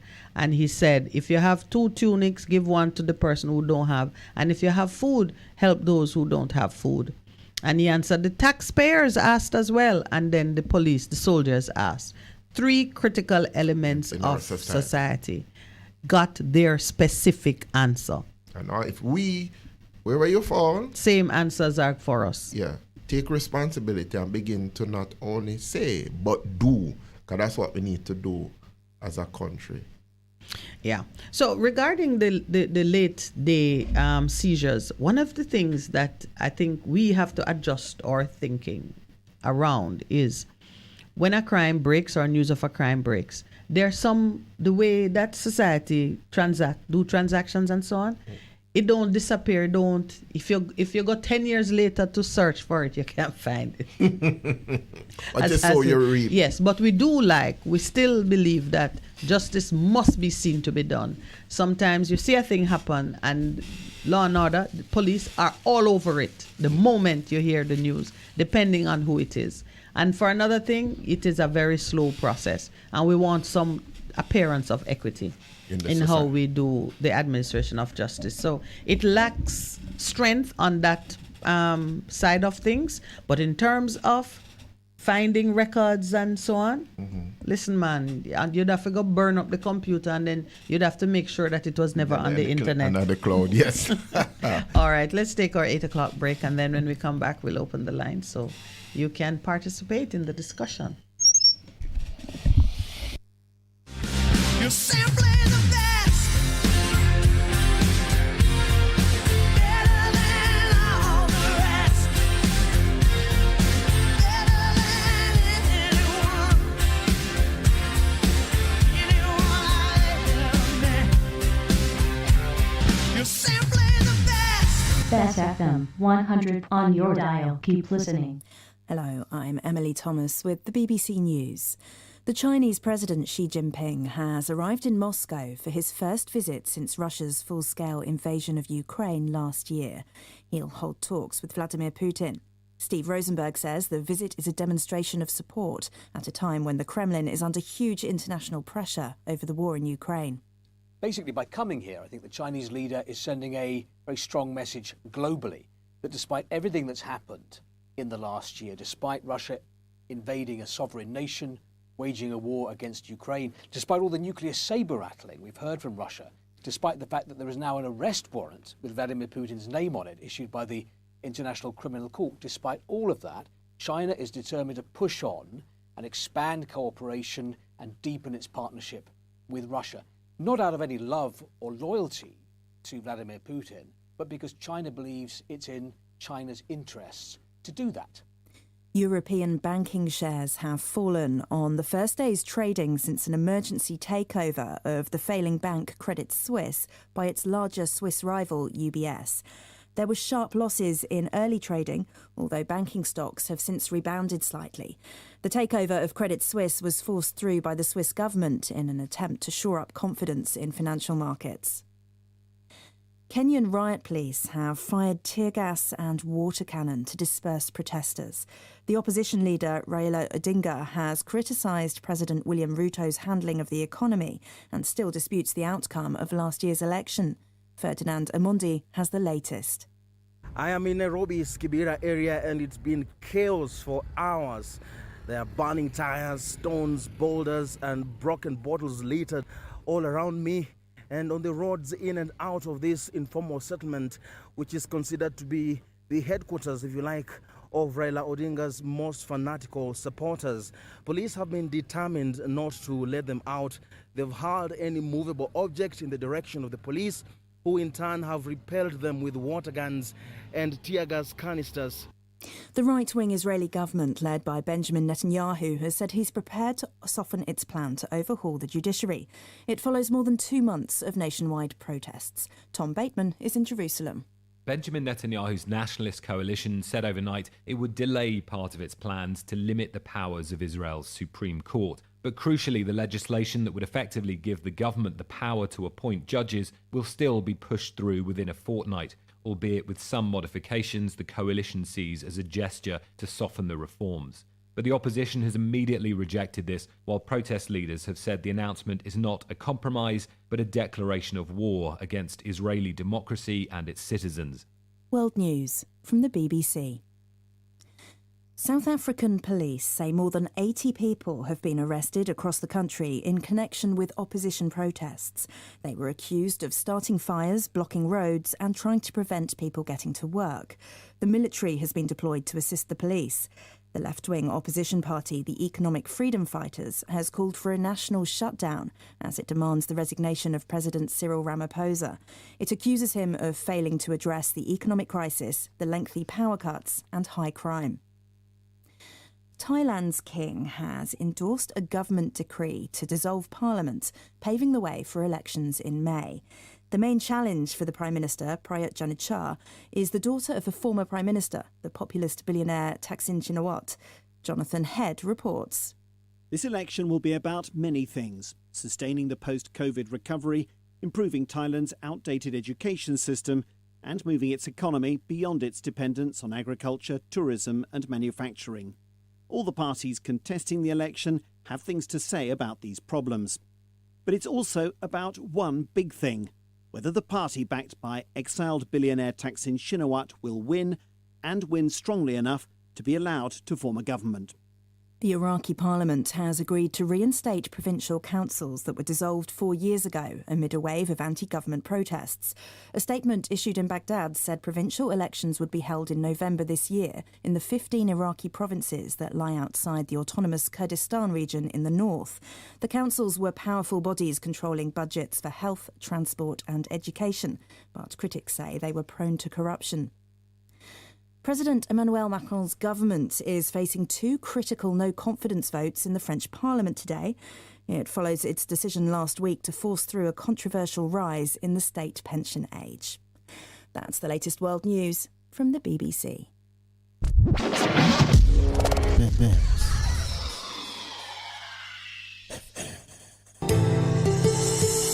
This parenting tip is brought to you by Bess100 FM. Treat your child with respect. The best way to get respectful treatment from your child is to treat them respectfully. You should give your child the same courtesies you would give to anyone else. Speak to them politely. Respect their opinion. Pay attention when they speak to you. Treat them kindly. Children treat others the way their parents treat them. Your relationship with your child is a foundation for their relationships with others. This parenting tip was brought to you by Bess100 FM. Giving you the better vibes. half a tree, one and drive, half a tree. Bossy, how you do I take taxi start? Jano, I want to tell you, say, 2 months now, my transmission mash up, and me check everybody and can't hear nothing positive. Yeah, hear me? You waste all that time I shop around and never call the experts. Winters Auto have them. Them have over 35 years of experience and them diagnose the problem and get back your transmission brand new. For them service excellent and efficient. Trust me, man. You hear me? Call them at 929-7040 or go to them at 106 Maxfield Avenue, Kingston 13 and talk directly to the boss. Just tell them I'm me, send you. Wow, you big star. Yeah, man, respect my boss. Yeah, try and call cause trust me. Voiceless Auto Spares and Repairs, good afternoon. What a relief.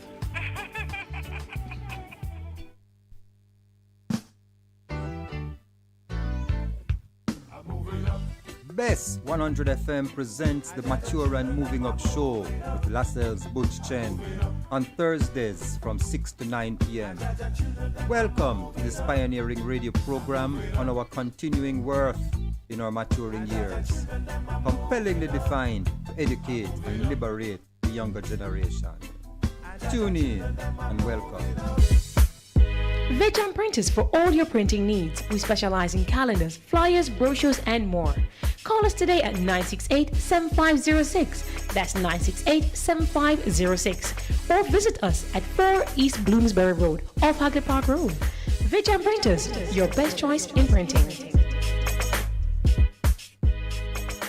Ulcer Shield is an all-natural herbal product that will fight internal ulcers, acid reflux, leaky gut, irritable bowel syndrome, and bacterial overload. Put 1 teaspoon of Ulcer Shield daily in your favorite juice or tea and watch the improvement in the health of your gut. Get your Ulcer Shield today at Hapco Herbs and Extracts. Call 876-540-8871. That's 876-540-8871.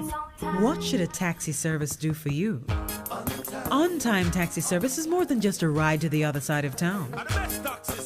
They offer clean and spacious vehicles, reliable service, and promise to always look out for their customers. They'll come when you call and take you where you want to go on time.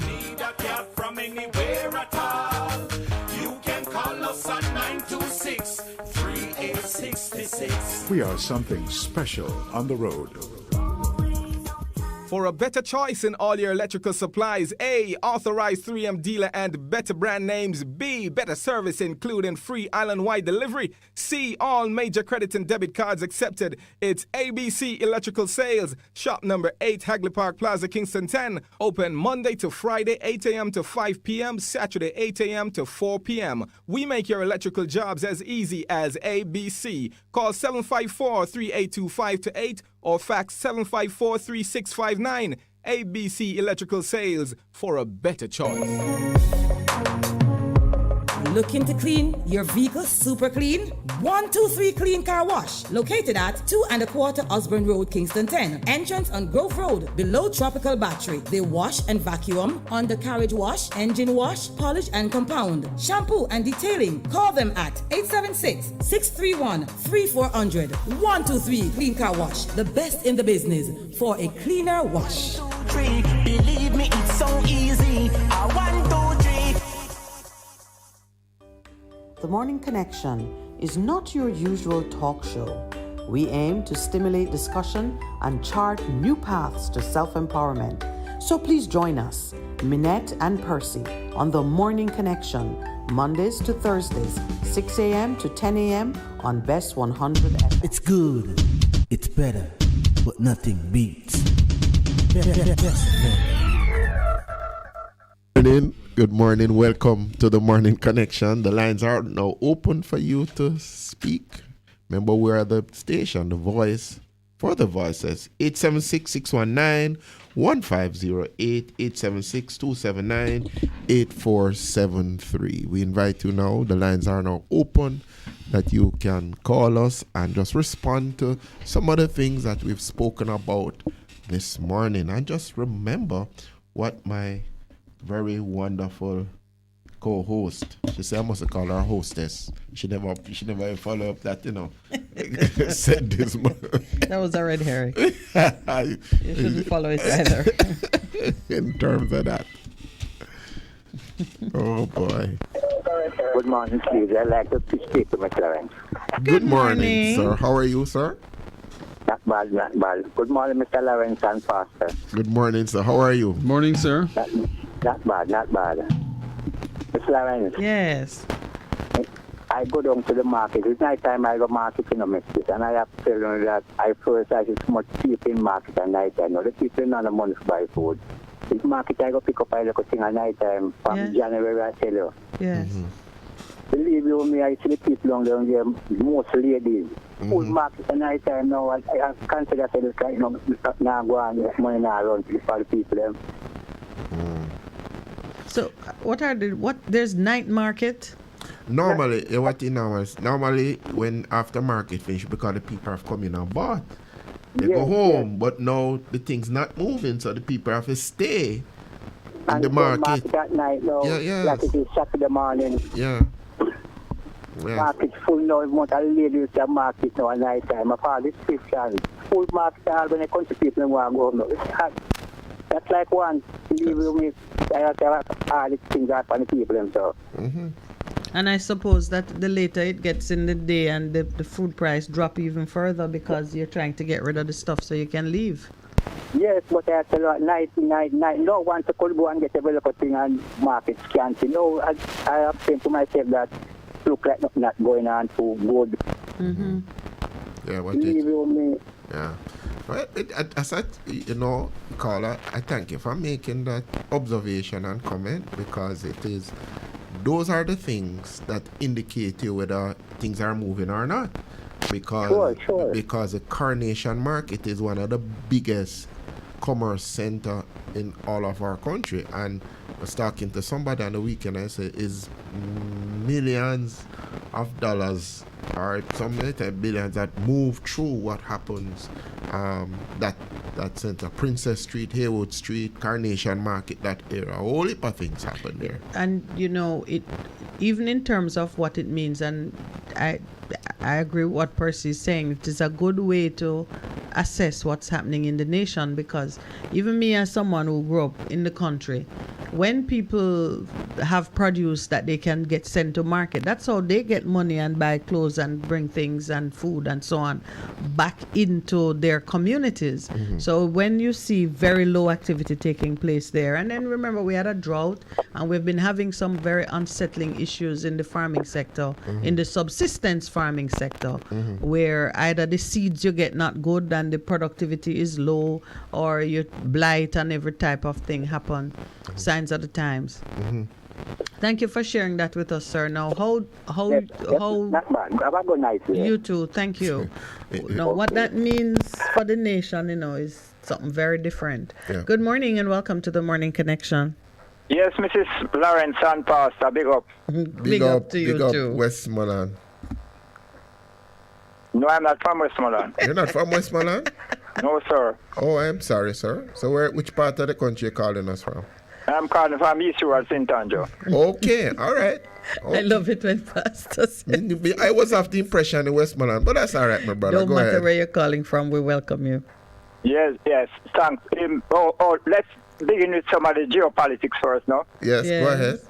So Donald Trump has projected his imminent arrest. His own arrest, yes. That's been interesting. But I think his attorney said he's speculating on this mere speculation. Well, we don't know. Well, you see what plays out tomorrow is Tuesday. His attorney says Trump is only speculating. Okay.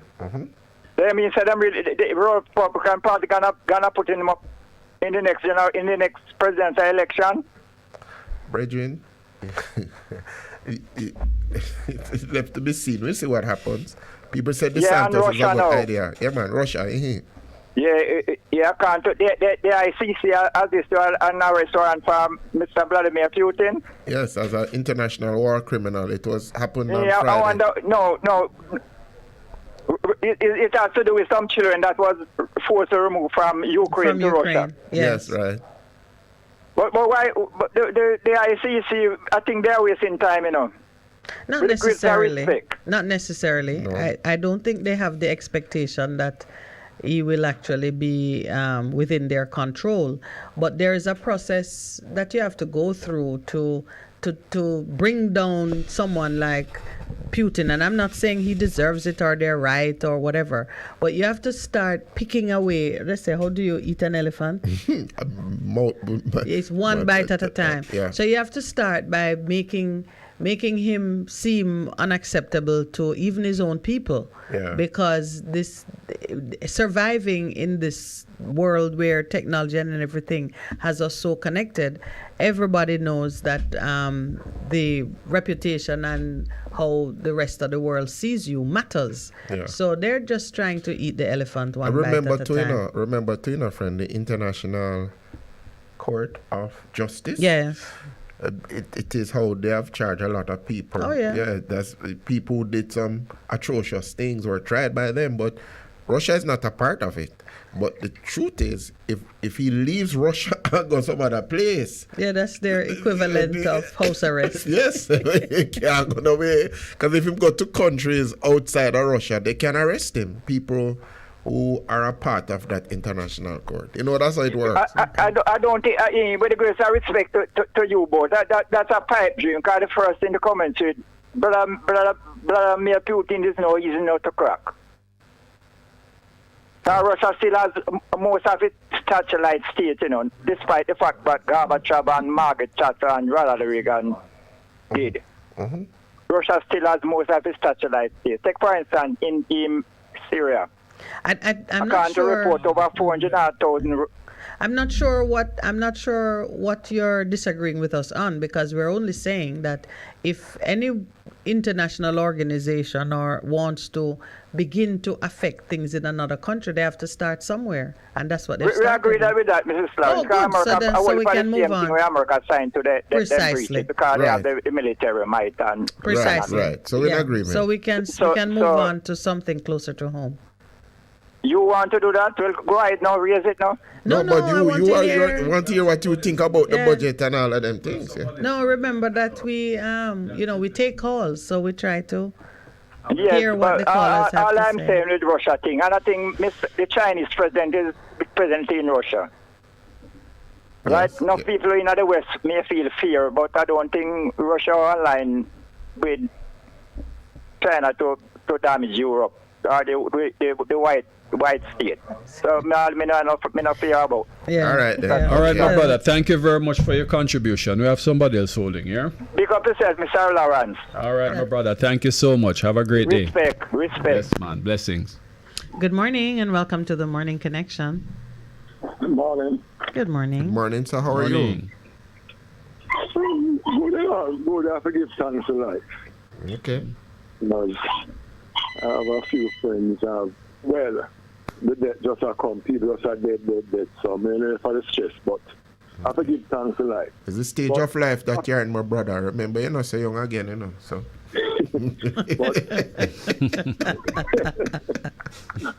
Same thing happening to all of us.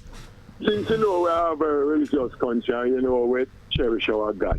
Yes, man. A few things. Do you think we are a selfish country, or a person have the mentality of that little boy that took the fishes to Christ? Oh, wow. That's an important question, Eve. I think we're half and half, because some of the times as somebody move up and down the place, the little kindness that people do to you is significant. In another instance, you want to say, why them do that? They're selfishy. So for me, the jury is still out on that. But I'd love to see more people move towards being that young man who offered up what he had in order to make everybody else be better. All right. Why I asking is that, you know, we are very, well, I shouldn't say very, the churches, and we know one of the essence of the philosophy of the church is do unto others as they do to us. That's the teaching of Christ. Yeah, man. Love a brother and love a sister. But the question, Pastor a minute, I want to ask you, how is it that a farmer MP from St. Thomas, he did move own 200-acre land, and I saw on the TV last night. People, houses they don't know what is going to happen in terms of the land. Do you think that is fair on one particular person? And it's not him alone. We know the politicians see the rest of them. 200-acre land, but yet still you're not giving the Jamaican people a square to build a 2-bedroom. Do you think that is fair?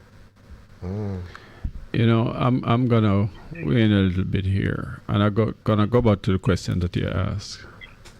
It is my belief that majority of Jamaicans are good people, good at heart. I think we are misguided. I think we lack proper leadership. I think we lack proper role models in our society. And so it gives rise to things like, you know, what you're just bringing up, you know? And the truth is, we don't hold people accountable enough. And therefore, they'll always do the things that you're mentioning now and get away with it. So at what point are we going to hold them accountable?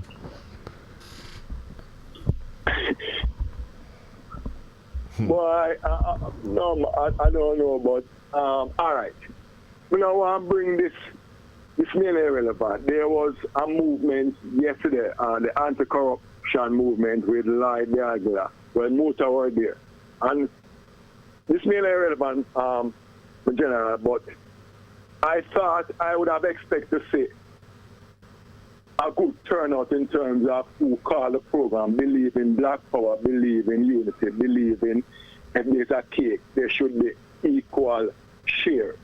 I thought I would have expected to see some of these people who spoke on the program regularly would have given that support to Lloyd, Fortis, Raspal, and Wayne, and we'll go on and on. And we can't come on the radio, my boss, nothing wrong with talking, but we need to put reaction there. We need to support these things because we obviously elect wrong leaders, they have wrong motives, they don't have our interest at heart. So if we see something that makes sense, we need to give it support, guys. We need to rally around because our journey begins with a step. We can't just come every day and talk. And I mean, I left my son at dinner. I was running late. I was supposed to do something on my daughter's week, and I tell her late. And I reach up there 2:30. And at the end of the day, we can't fight verbally and the physical. The physical important is like the guy, the fire station guy.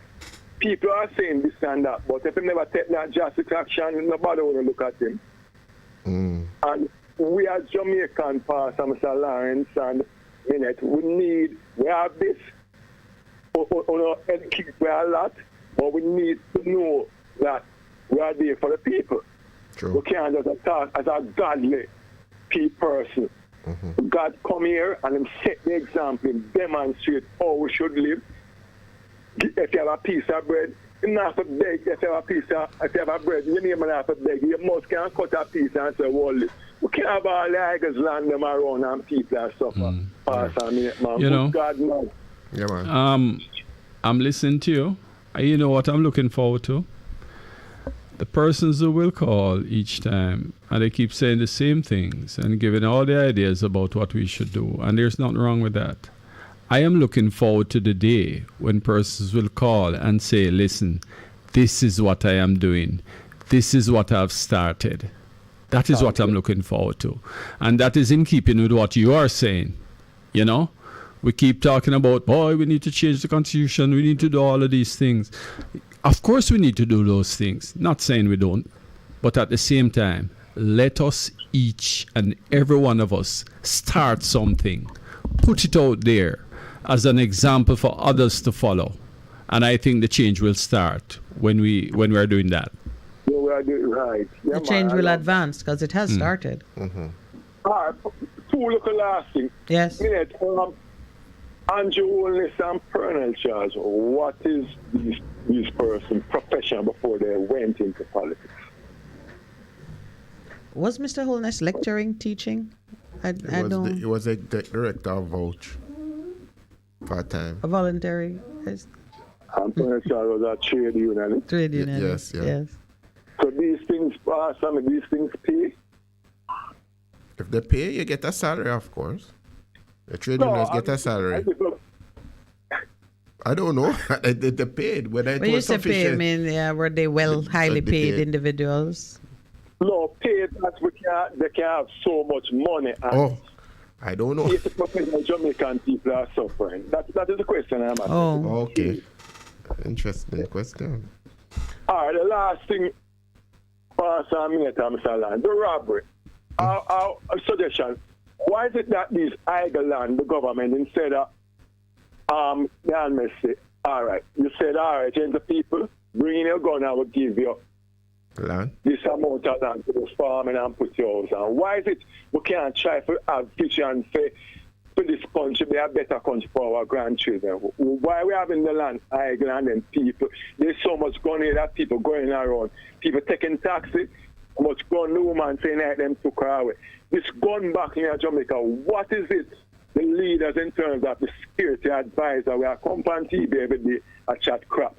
Why is it that we can't attract these people, give them some incentive to bring the gun, come, this is 2 acre land, the deal is you go and farm and put a 2-bedroom for feed your family, and the surplus, you give it to us to export. Why is it that we can't do something about it, like if we are here to stop crime? Are you doing I know you've married two things that wouldn't normally meet in courtship: land and gun. Really, for fact. To those who are using the guns to extract what they want from society, they don't want to farm. They don't want to work. And let me tell you, that is the work that they choose. But let me tell you, as a law-abiding citizen, knowing, and I know plenty of people with ambition who would want, if I see gunman, I get land, and me not getting. Great problem. The need to do something about crime and violence is a separate conversation, even from who gets land, and the distribution of land is a fundamental thing that has to be addressed for every citizen. Yeah. They say they try to do something with the NHT, increasing the loan, but that's not addressing Sufficient. it. That's not addressing it.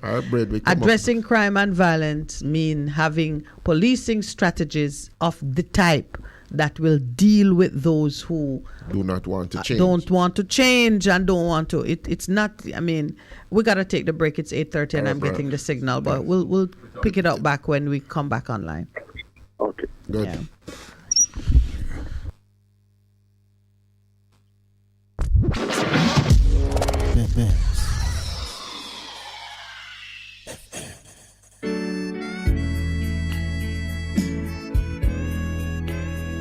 Goodness mercy, it's me again, Lord, your restorer, your game changer. Join me every Saturday morning at 9 a.m. to 10 a.m. and Bess FM-100. It's Apostle Clive Campbell, a.k.a. the Khaki Suit Man, coming to you from 8 to 12 Orange Street, also Richmond District, Mandeville. Embrace the change.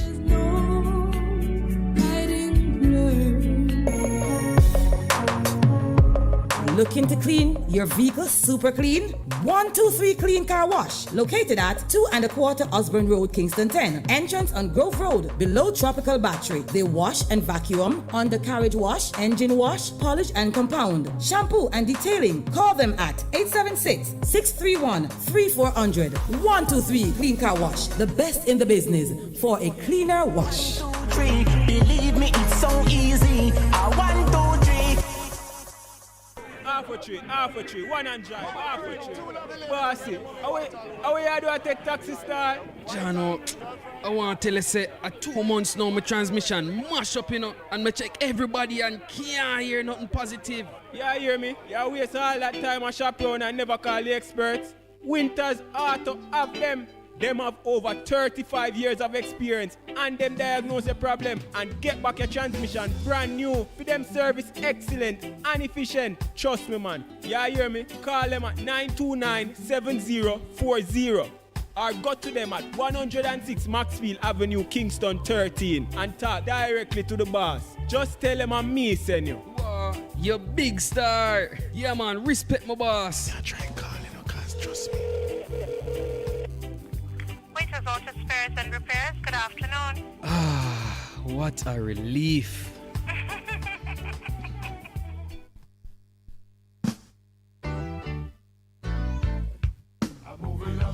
Bess100 FM presents the Mature and Moving Up Show with Lascelles Butch Chen on Thursdays from 6 to 9 p.m. Welcome to this pioneering radio program on our continuing worth in our maturing years, compellingly defined to educate and liberate the younger generation. Tune in and welcome. Vejan Printers for all your printing needs. We specialize in calendars, flyers, brochures, and more. Call us today at 968-7506. That's 968-7506. Or visit us at 4 East Bloomsbury Road, off Hagley Park Road. Vejan Printers, your best choice in printing. The Morning Connection is not your usual talk show. We aim to stimulate discussion and chart new paths to self-empowerment. So please join us, Minett and Percy, on The Morning Connection, Mondays to Thursdays, 6 a.m. to 10 a.m. on Bess100 FM. It's good, it's better, but nothing beats.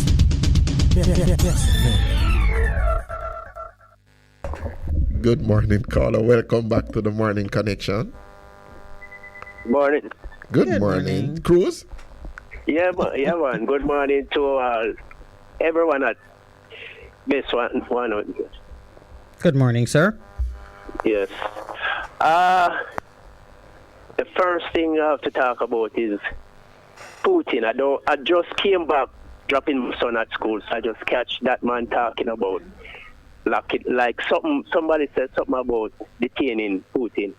I don't see any country trying that right now. No. He spoke about the ICC having declared him a war criminal and issued a warrant for his arrest.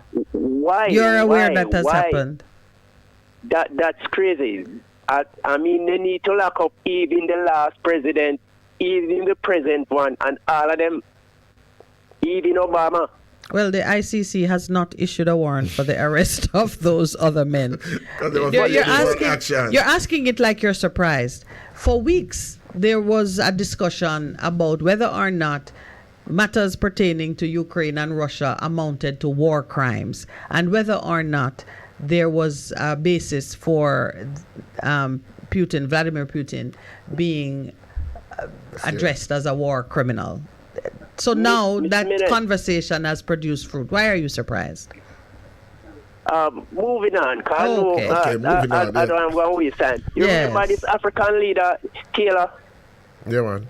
Out of Liberia. He's in jail. Yes, he's in jail right now.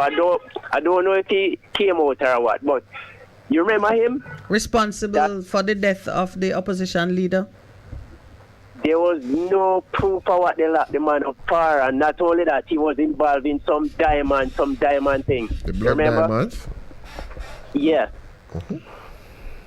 And you know, all the diamond is Africa. Who set the price? Who made the price for diamond and who control the diamond? But anyway, that's history. And I what don't you know want when to the say world about change. Jamaica? Let's about the present now. The present? Mm-hmm. I only listen to part of the Prime Minister budget speech, and I don't know what the guy is saying. Nothing he said makes sense to me. That's to me. I don't know about the rest of people. Okay. Are you there? Yeah, man. We're listening to you. We are hoping that you'll say a little bit more than just that nothing he says makes sense. Yeah, but it's just... Why didn't it make sense? Are you one of those who feel that he was chasing the approval ratings that he has lost, or is it that those initiatives are not in keeping with what people are looking for? What were you looking for from this Prime Minister, other than his resignation? His resignation. Other than that? That's all I was looking. Yes. Nothing else. 'Cause I don't see what he can do to change my mind about him. Okay. Well, anyway, don't make it just about you, my brother. The question is whether or not he made a presentation that will benefit the people of Jamaica in any way. Are you saying that there's nothing that he said that will benefit the Jamaicans? Like I said, I didn't listen all of it. So all right, then. We won't say. So we can't go much further then. The 13,000 that they give to We need about 15,000. Oh, you mean for the minimum as the minimum wage? Yes, it should be 15,000, no less. It could be more, but 15,000 is a little better than way better than 13. Please remember what I always say. The minimum wage does not stop any well-thinking person from paying their staff based on what they know to be right. So, for example, 13,000, I mean, even me in my unemployed state pay more than 13,000. Miss Minett, I was taking my son to school this morning, and at that stoplight, I have the green. There was a taxi in front of me, a taximan in front of me in his taxi bus. He had the green to go, and he stopped, and there was a police car, no siren, one policeman sitting, trying to go across on the red with his phone at his ear, and the taximan let him through on the red. He was on his phone, no siren, and the taximan, he was creeping through, and the taximan, and I was tooting my horn for the taximan to drive. I wouldn't let him through. I would not let him through. So do you understand that even the traffic lights don't permit you to drive into another man's vehicle and say that he was breaking the light? You know that? Yeah. So if the police is crossing,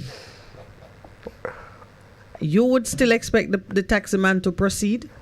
No, he wasn't crossing. He wasn't crossing enough. The police, the taxi stopped to let him through.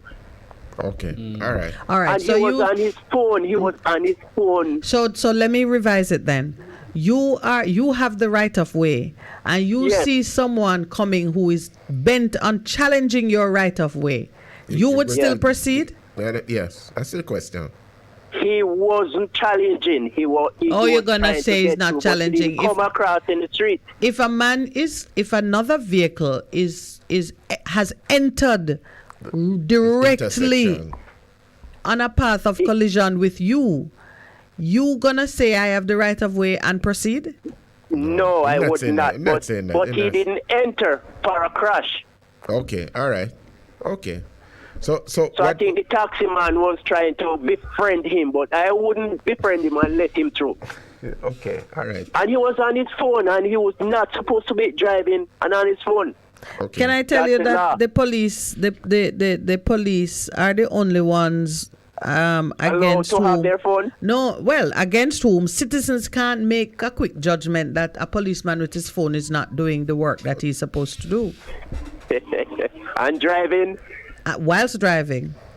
About the only obvious thing is if you see a policeman drinking and driving, you could say nothing in his job could require him to be drinking and driving.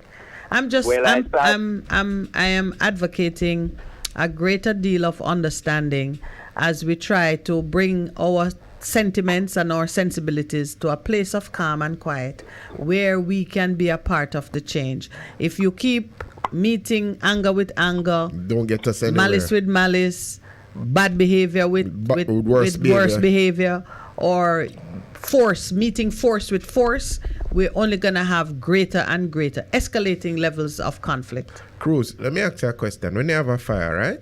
How do you out it? With water. All right. That's what we say. But this is not fire. This is not fire. It's the principle. Is the same reference to that? No, it's the same principle. Don't miss the point, my brother. Don't miss the point. You have to have war for peace to make. People have to die sometime for better to come. Yeah, don't miss the point. Don't go up against the police. Take out some leaders for better my brother, don't go up against the police. Okay. Yield. Yes. Yield. That's what we're saying. Sometimes just for peace sake. That's what we have to do. We put flaws in their rifles. I will be 66 years old, 18 of May, and I yield when sometime or most of my time I never yield. Yeah, but try and make it to 70. My right.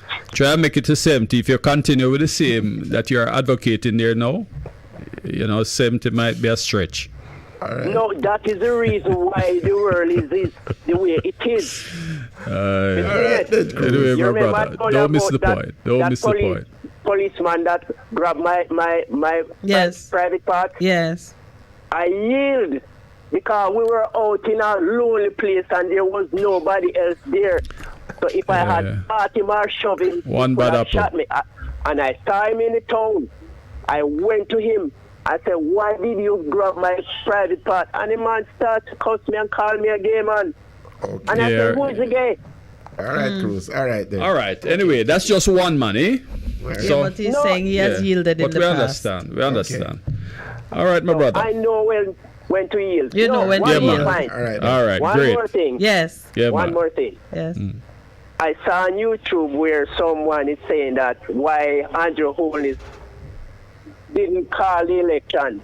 And it seems like they're saying it's because the people like reject both party and it's like the UIC. I can't remember their name. UIC. UIC. You know, so I didn't read it, I just saw it. So I'm wondering if they're saying that's the reason because they are getting popular. Well.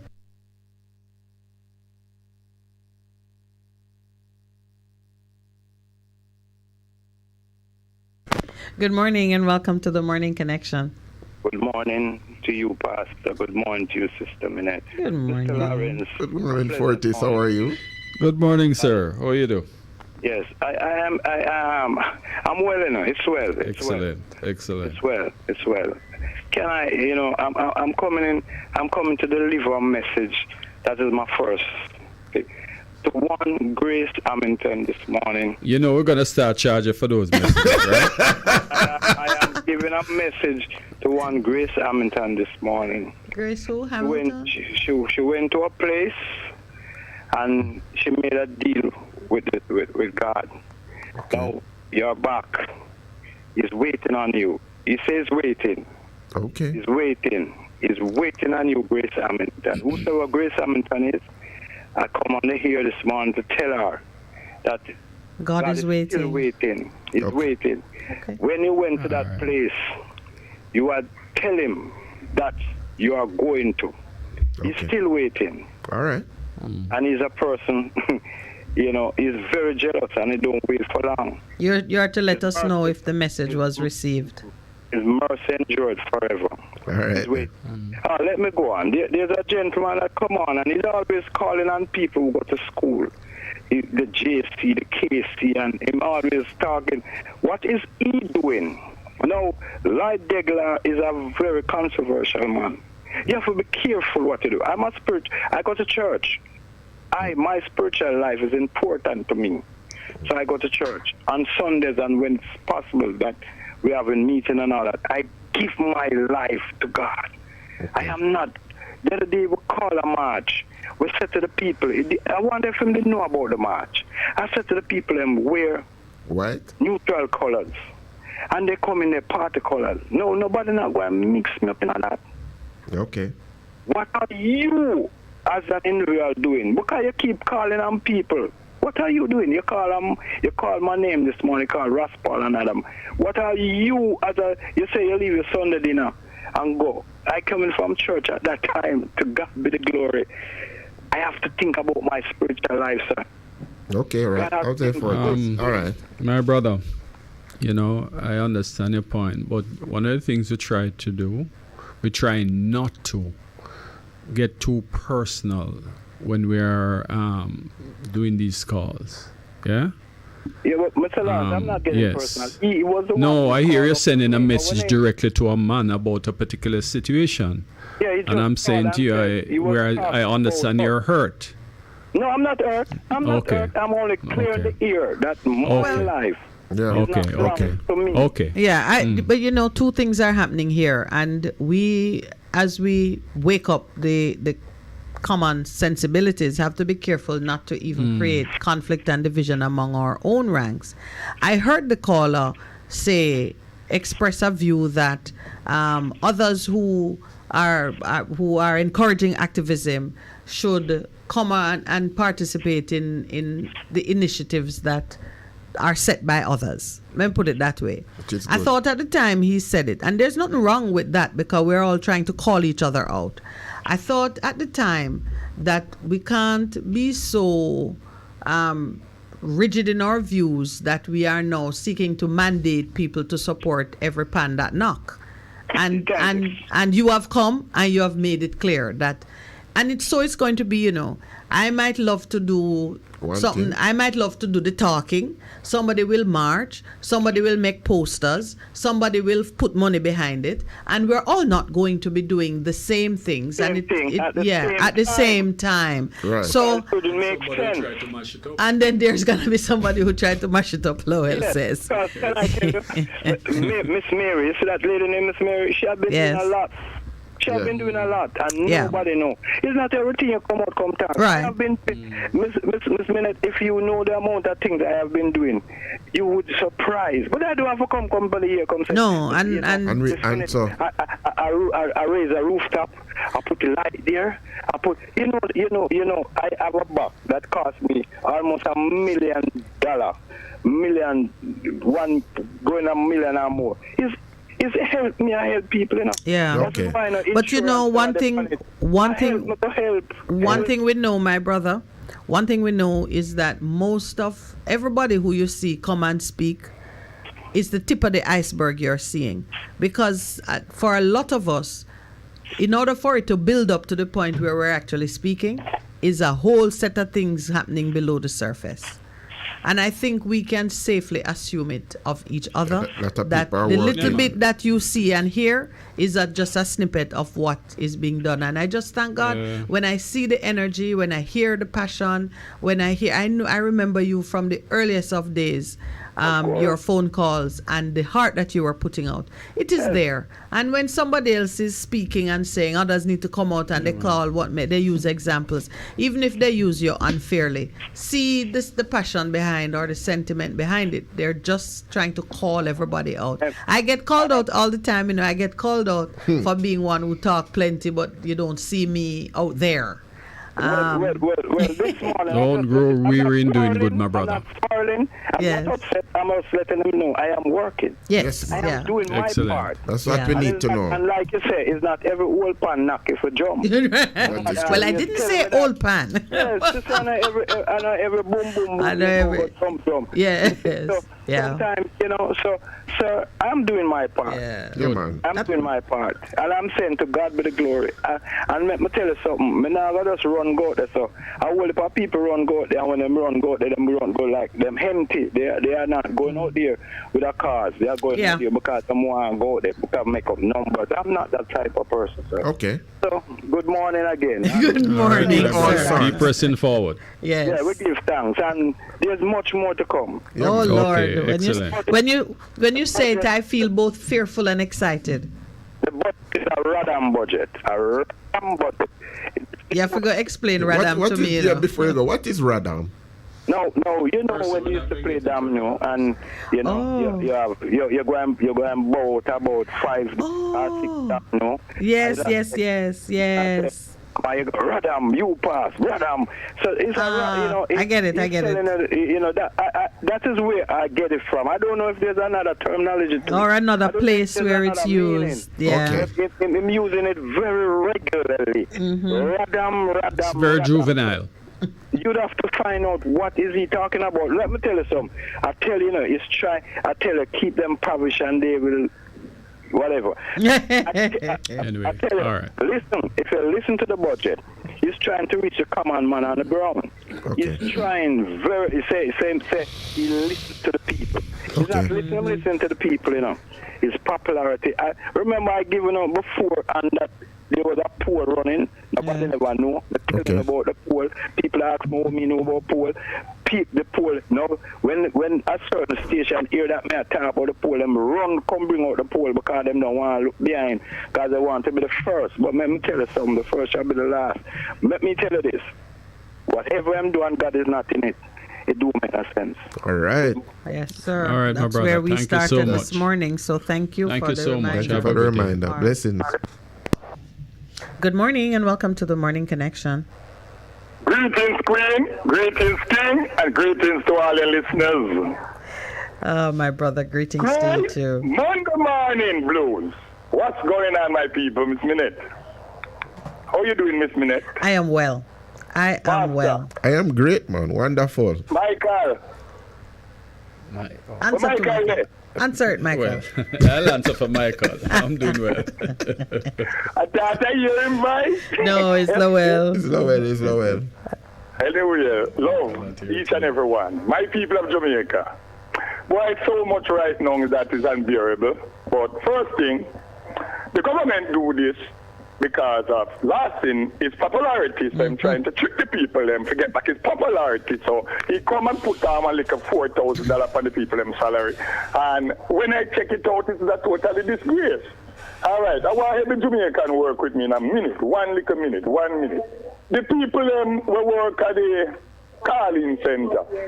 BPOs. I went and I checked somebody last time to work at call center and they get in $14,000 per week, $6,000 out of it after tax. The person also have to pay $3,000 for bus fare. That's for the 14 for the week. And they go back again, 5,000 out of it for lunch money. 5 days and a lunch cost between a food and a drinks come to really $1,000. So 5 and 3 are 8 plus 6. So 1 week then gets $28,000 for the month. And for the 1 week alone, 14,000 gone out of that. So they only get 14,000. So how the 14,000 I'm going to pay light bill, water rate, take care of lunch money for children to go to school, pay the taxi man to carry the children, then go to school and pick them up. How would the $14,000 go work with that? And then to go back to work. Let me tell you something, government. I tell you now already and I go and tell you now again. Since I couldn't read Isaiah 34 or Isaiah 38, it seems I don't read it, government of Jamaica. Because as I tell you before, every single government that taking disadvantage of Jamaican citizens, you will be paying dearly.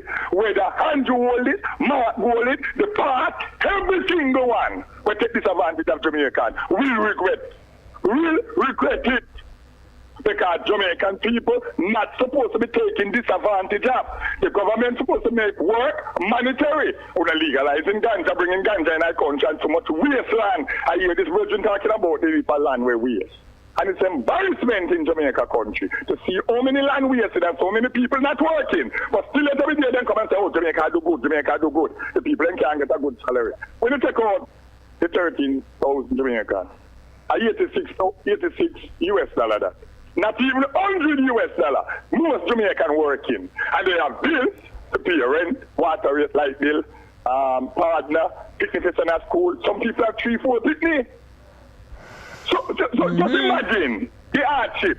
Food, 1 loaf of bread at $500. 1 tin of milk almost $500. So how the a pound of chicken at what, $300?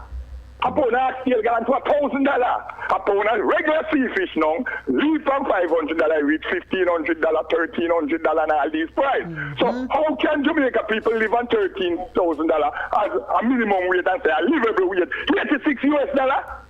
86? Plain labor right. And the Jamaican labor place them and near the PSOJ and the people that talk them cops say the ministry, they didn't expect 25% rate. They never expect a 44% rate. Right.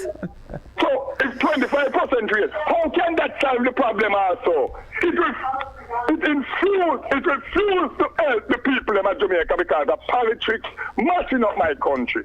And it's so embarrassing when you look and you see how many people going through hardship and nobody feels them. Nobody. So when the PMP and the labor right for. And what I notice, every country now we come and do business in Jamaica. They take out the money out of Jamaica and carry back to their country. Look on the tourist industry, make billion. Who running the tourist industry? One foreign company. So all of that money gone back to foreign. What Jamaica get out of it? What the benefit of these companies investing in Jamaica, doing business, but take out the whole of the money and carry it in a different country? The Prime Minister and the rest of them in a parliament, most of them have offshore bank account, offshore property. This is property they saw. Some in Miami, some in France, some in this, some in and nobody not invested in them country, so bring up them country. But them deal with that next one country. Right? Yeah. Everybody in Jamaica who can read, pick up the Bible and read Jeremiah 51 chapter. Can you see America want so precious love? You see the USA, Canada and England want love so precious. Una get ready. Because I'm telling you something, man, some breed, I think the people in my plan for it's going to be so tight. Hey, the new year begin on the 22nd of this month, which is March. The 22nd of March is spring. The first day of spring begin, meaning the new year begin. So at this, the government are going to do to Jamaican people for the new 2023. This is what we're going to do to the citizens of Jamaica. Hello, I tell you now all the while. So read Revelation 16, verse 18, verse 19, and verse 20, because mountain are going to crumble, island are disappear. And the America I want to love so much, we are make sure me are telling you from today, me are cover every building in the USA. Not one single building has go left without water. So go read Jeremiah 51, verse 6 and verse 42, because the sea shall rise up and cover Babylon. All right. Jeremiah 47, verse 2. Go read it. The water in the north and the south is rising up. Let me ask a question. Friend. Cut off Babylon completely. All right. Okay.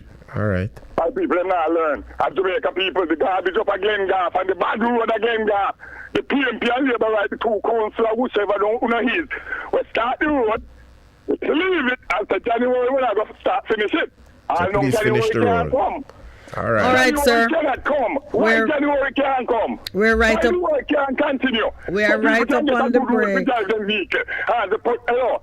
All right. Something to talk about. Very important. 1 minute. The Glengar police station. I need somebody to go up there and go inspect that police station for me. Why? These citizens here that drive taxi in the community of Glengar being targeted by Glengar police station, police them. Okay. All right, so we got All it. right. Thank you. We're on the break. Okay. We have to take We have a break. to take the station Talk break again. now. All right. Thanks. You're simply the best. Better than all the rest. Better than anyone. Anyone I ever met. You're simply the best. Bess FM-100 on your dial. Keep listening. This parenting tip is brought to you by Bess100 FM. Treat your child with respect. The best way to get respectful treatment from your child is to treat them respectfully. You should give your child the same courtesies you would give it to anyone else. Speak to them politely. Respect their opinion. Pay attention when they speak to you. Treat them kindly. Children treat others the way their parents treat them. Your relationship with your child is a foundation for their relationships with others. This parenting tip was brought to you by Bess100 FM, giving you the better vibes.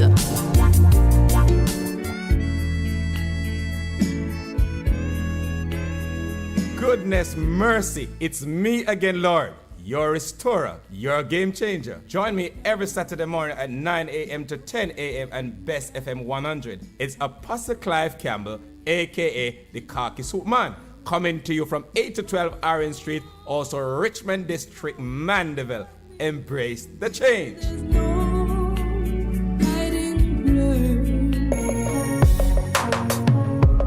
Looking to clean your vehicle super clean? 123 Clean Car Wash, located at 2 1/4 Osborne Road, Kingston 10. Entrance on Grove Road, below Tropical Battery. They wash and vacuum, undercarriage wash, engine wash, polish and compound, shampoo and detailing. Call them at 876-631-3400. 123 Clean Car Wash, the best in the business for a cleaner wash. 1, 2, 3, believe me, it's so easy. 1, 2, 3. What should a taxi service do for you? On-Time Taxi Service is more than just a ride to the other side of town. They offer clean and spacious vehicles, reliable service, and promise to always look out for their customers. They'll come when you call and take you where you want to go on time. From anywhere at all. You can call us at 926-3866. We are something special on the road. Half a tree, one and drive, half a tree. Bossy, how you do I take taxi style? Jano, I want to tell you, say, 2 months now, my transmission mash up, and I check everybody and can't hear nothing positive. Yeah, hear me? You waste all that time I shop around and never call the experts. Winters Auto have them Them have over 35 years of experience and them diagnose your problem and get back your transmission brand new. For them service excellent and efficient. Trust me, man. You hear me? Call them at 929-7040 or go to them at 106 Maxfield Avenue, Kingston 13 and talk directly to the boss. Just tell them I'm me, send you. Wow, you big star. Yeah, man, respect my boss. I try and call cause trust me. Waiters Auto Spares and Repairs, good afternoon. Ah, what a relief.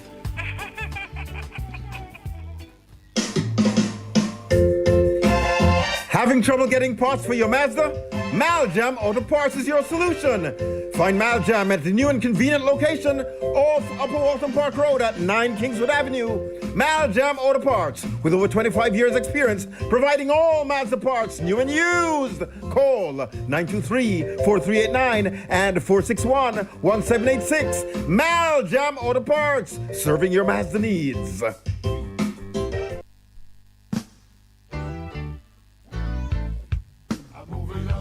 Bess100 FM presents the Mature and Moving Up Show with Lascelles Butch Chen on Thursdays from 6 to 9 p.m. Welcome to this pioneering radio program on our continuing worth in our maturing years, compellingly defined to educate and liberate the younger generation. Tune in and welcome. Vejan Printers for all your printing needs. We specialize in calendars, flyers, brochures, and more. Call us today at 968-7506. That's 968-7506. Or visit us at 4 East Bloomsbury Road, off Hagley Park Road. Vejan Printers, your best choice in printing. The Morning Connection is not your usual talk show. We aim to stimulate discussion and chart new paths to self-empowerment. So please join us, Minett and Percy, on The Morning Connection, Mondays to Thursdays, 6 a.m. to 10 a.m. on Bess100 FM. It's good, it's better, but nothing beats. Bess. Welcome back and good morning to the caller who's on hold. Thank you for waiting. Morning, the top lady. Good morning. Morning Yes. again, Pastor. I'm going to say this alive. All right. Let me just make a few things briefly. Yes. I am a black man here. All right, I'm a black man and I believe Congratulations. in black power. All right, I believe in a black power. So all them people have to go to the US and Canada and England so with black people, all right? I don't know where I run go, all right? I mean, these people were very sensitive. You hear me now, Miss Minett? I am saying from me as a boy, me about the 21 family. Mm-hmm. Look at the type of people, the color people, them, where you say a ball for injustice and land. Mm. I don't believe in like personal whatever. Him say land to the landless and deal with the Jamaican people fear. True. Simple as that. Me have no time for me don't go to church. Me don't miss my church. All right? So me not two and Okay. I am a black man. I'm right. believe in a black power. Right. So I'm for my black power. So we're agreeing on the principles and the issues, because some of the times when we get down the nitty-gritty and the personalities. So I believe, based on what Fortis has said, as a churchman, one churchman to another, that we believe in land for the landless and empowering our people. So we agreed on that. That's all right, my brother? Thank you. Good. Wonderful. Yes. Good. All right? Mhm. Simple as that. Yeah. All right? Yeah. We're on the same side. We're on the same I side. believe in a you pastor, I believe in a Minett, I believe in a Alliance because I educate the ignorant. Okay. When I educate the ignorant. I am saying, from that boy I grew up, I heard about this 21 family. How is it that Rima is at a better place now, 21st century, that people can leave Narborough, where is Tony Land live there? How is it that Maxwell Avenue is not a better place? Why we can't improve these people's life? I was talking about the little boy and God. How is it that a man can have 1 million fish and people out there and starve? God, the Creator, came here and demonstrated how human beings must live. Sure. All right? That's correct. And I am simply saying, the next war is for food and water. What are we doing to improve these people's life? Every day them are bad, so what is it we as the intelligent people are doing? Because we have no vision to improve. Every day is the same thing over and over and over. Because, if people have gone, if who have army seek fight. So much guns are in Jamaica. All them coming out Jamaica. It's the people them from Rima and Tibalo go US go buy it, go here to go buy it and ship it in. All these guns come here who have meat seek fire. I am saying, what are we doing to develop the Jamaican people? They have idle lands. Look on a man now and say, look here, bring in a gun and we'll give you a piece of land. The purpose of the land is to farm and put up a 2-bedroom. Which whenever a gunman don't comply, obviously the police... You're challenging our thoughts this morning because you are repeating the things which we know and have been saying, and you're putting it in the form of a question that needs to be answered. I proposed an answer. Early in the day, we started looking at John the Baptist in the role that we ourselves are occupying now. We're speaking change, and we're drawing people's attention to the things that need to change and why they need to change. The caller just before you very powerfully went into the Old Testament and the New, because he went to Revelation also, and he says there is a judgment that is pronounced against certain type of behavior, and it is the people who suffer the judgment. So we are suffering the judgment, and there is another part of scripture that says the people ask, what shall we do? You're asking, what shall we do? We know the answer, you know. The first question is about social reform. You have more than you need and somebody else in need, give.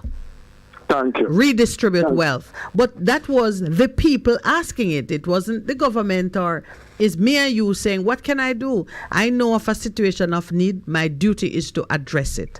So even from the little itty bitty 1 quote, 2 quote, give food thing, there is something for ordinary people to do. And then the question came from the taxman who represents government, institution, state. What can we do? And it was about representation and taxation, really. He said, don't take more than what is due to you. How is it due to you? It's due to you based on what you are giving, what you need to be doing for the people. And then the military asked the same question. The soldiers asked it. That is in the administration of justice. None of what we're going through is new and should be perplexing us, except that even we who asked the question don't want the answer when it comes. No, we don't want to confront the reality of the answer and do what we need to do. Time for action. And there are things that you can do, I can do, we are doing, but it needs to become more widespread. Use the tsunami word there, Percy. The tsunami that we need in this country, man. That's how it's going to change, you know. Yeah. Because when people come and stand up and speak, instead of coming as servants, they make it sound like they do this for you. Just technical crumbs and things. We said no, we are saying no to that. You can do better. You must do better. But you know what happened? If you're not going to do it, we are going to do it for ourselves in terms of how we interact and relate to each other. Yeah. And that's how we are going to change it. Final part. As I said, I don't really brag when I do. I teach free. All right? There a guy around, I see him around, I'm stop him myself. I'm saying, man, the guy has something. When I look, the guy take out him. I say, no, man, you know what? You take this and you carry it back when you get it from, because the police are come and they're going to kill you. You just carry it back. I stop and next time I rob him, say, man, look, that 38, the guy have say, look here, country. You go back. None of them things there. To learn, to be a thing. But what I'm saying, part of two things, tell me if TMP from our independence, and I forget the independence, for the past 20, 25 years, tell me if GLP and PMP do anything that make the people like that. And they say, all right, last thing, look at the ganja thing. Yes. 4 black people dead for ganja, get locked up for ganja, get beaten for ganja. Me see, as an ex-man, me see a soldier taking beard and cut a dreadlocks because of ganja. And these people dead, these people are telling us this plan can get us out of the segment, out of the pit. This plan, the ganja partially legalized, and what to take it and do? Why we never take it and give the poor people that medicine? We take it and give our rich friends. Don't put a long experience. We take it and give our rich friends, and you tell poor people, in order for you to get this life, you have to build a fence value how much $1 million. Be practical. Are these people real? I want to remind you, even as you're saying that every adult Jamaican is entitled to 5 plants. And you know, 5 ganja plants are not small, are not something little bit. They can be quite awesome. The truth of the matter is, there are things, always, you know, may I tell you, there are things for the common man to do, for government to do, and for justice to cover. We need to unlock ourselves from that frozen place and start deal with things. We're going to spend some time and talk about cannabis. Maybe with a different co-host. If Pastor not up to it, but yes. Poor people can't ever go up on the beach because the beach are privatized now. They can't ever go in the water. I would want to see these. I would want people to come out, come fight. We can't go up on the beach. We cannot go on the beach as black people. The beach are privatized. All right, you're full up our plate this morning because that cannabis and access to the beach, environmental issues require some specific time. All right, we're gonna take another call now, my brother, because I'm getting the nod. Thank you so much. All right, may you both. We turn off the lights. Good morning and welcome to the Morning Connection. Respect to you, brother. You going to turn off the lights with me? No. Listen, Miss Minett. Yes. I respect him and I respect his opinion. Yes. But we are not on the same level as what he's talking about. You see, it's the same people.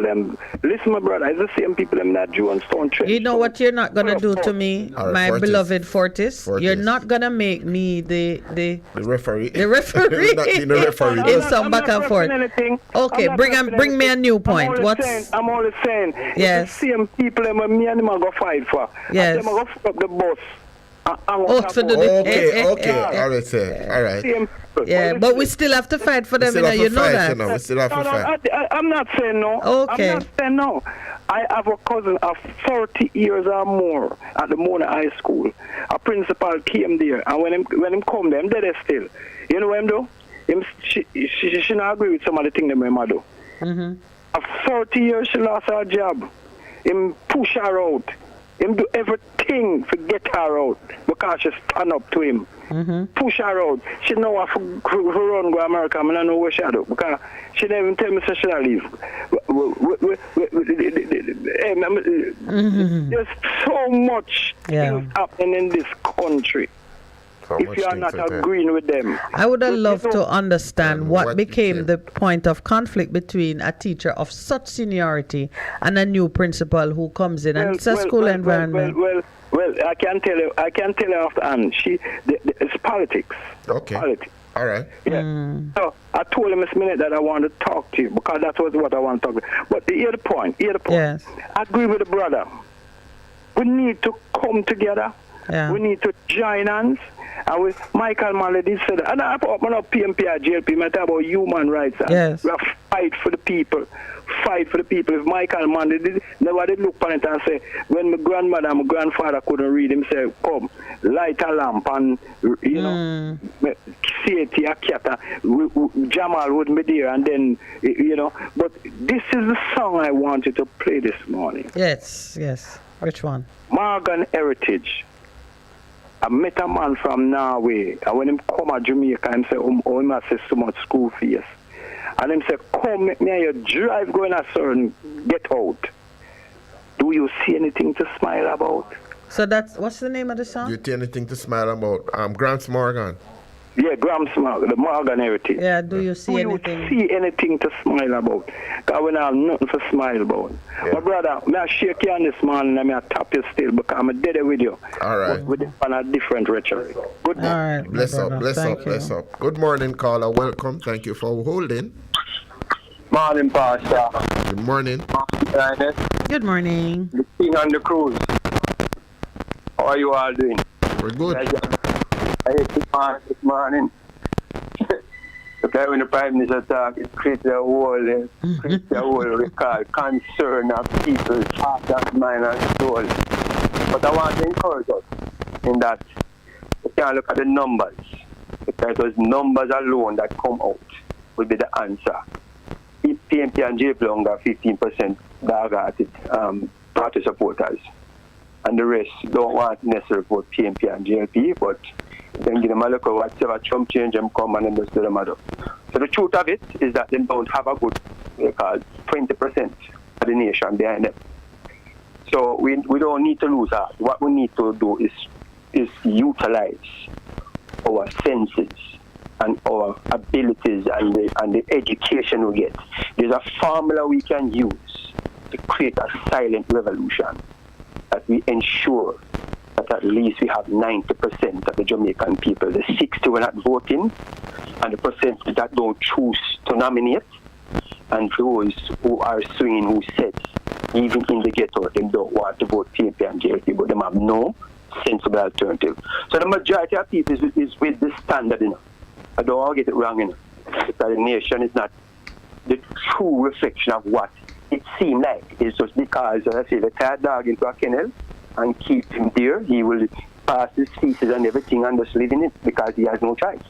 And this is what they have done to us as a people. So therefore, they will always get the votes. They'll always get that kind of support because people want to have hope so they can live to see the next day, to try to come out of it one way or the other way. And yes, no again, them Lego 1 and 2 and them bus, you name whatever the system them use. May I interrupt and just say one thing as you are developing your argument? I think it is a huge mistake for Jamaicans, for any nation, to believe that the change they require and the change that is necessary will only come through politics, through elections and through whatever. Yeah, that change. And I'm talking about the immediate business of transforming the ground, the social reform that we talk about, those things that man can, by agreement and consent, move in a direction and get it done. It don't have to be because this or that party won. That's just the input I want to make as you're looking at, how people organize politically. You're qualified because it is a social thing. It's not about party. It's about you and I. Yep. That's so party, you name it. Party, so they name all of the clubs and the zeros, whatever. Yeah. They want farm. Yeah. It has nothing to do with us. It's just a social. So if it is a social issue, it is us. You and I have to resolve that. Yeah. True. We agree. If I don't call you, Your Highness, to the standard by which you're titled, then you can't call Your Highness again. Because it's an office. We have to recognize it's an office. The Prime Minister is an office. Don't care who steps in it. Yeah. It's an office, so we respect the office.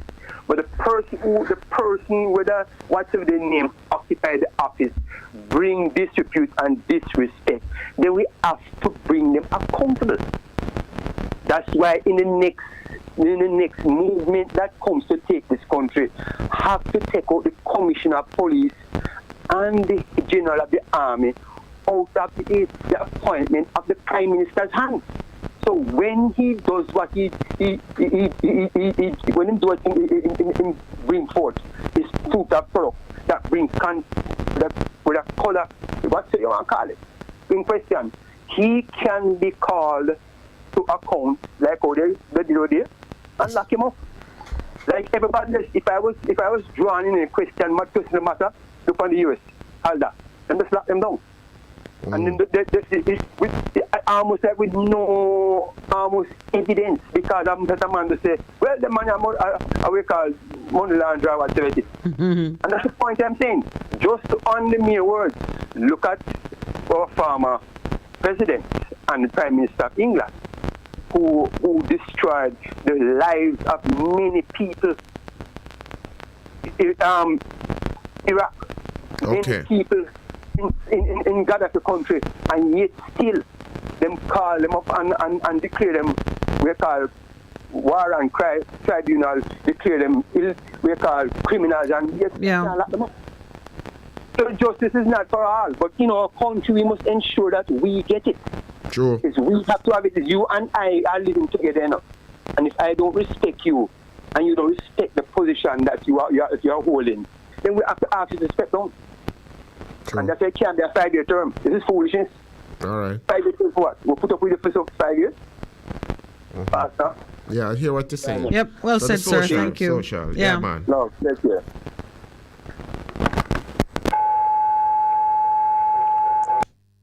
It's interesting how things are coming back to where we started in terms of the question that is asked. That is the course that it should take, Percy, because at the end of the day, one thing I don't want any Jamaican feeling that the result of the elections will determine their future. Good morning. Welcome. Thanks for having me. Morning. Good morning, Miss Mary. How are you? I'm blessed and highly favored, but on the tired side. Morning, Mr. Lawrence.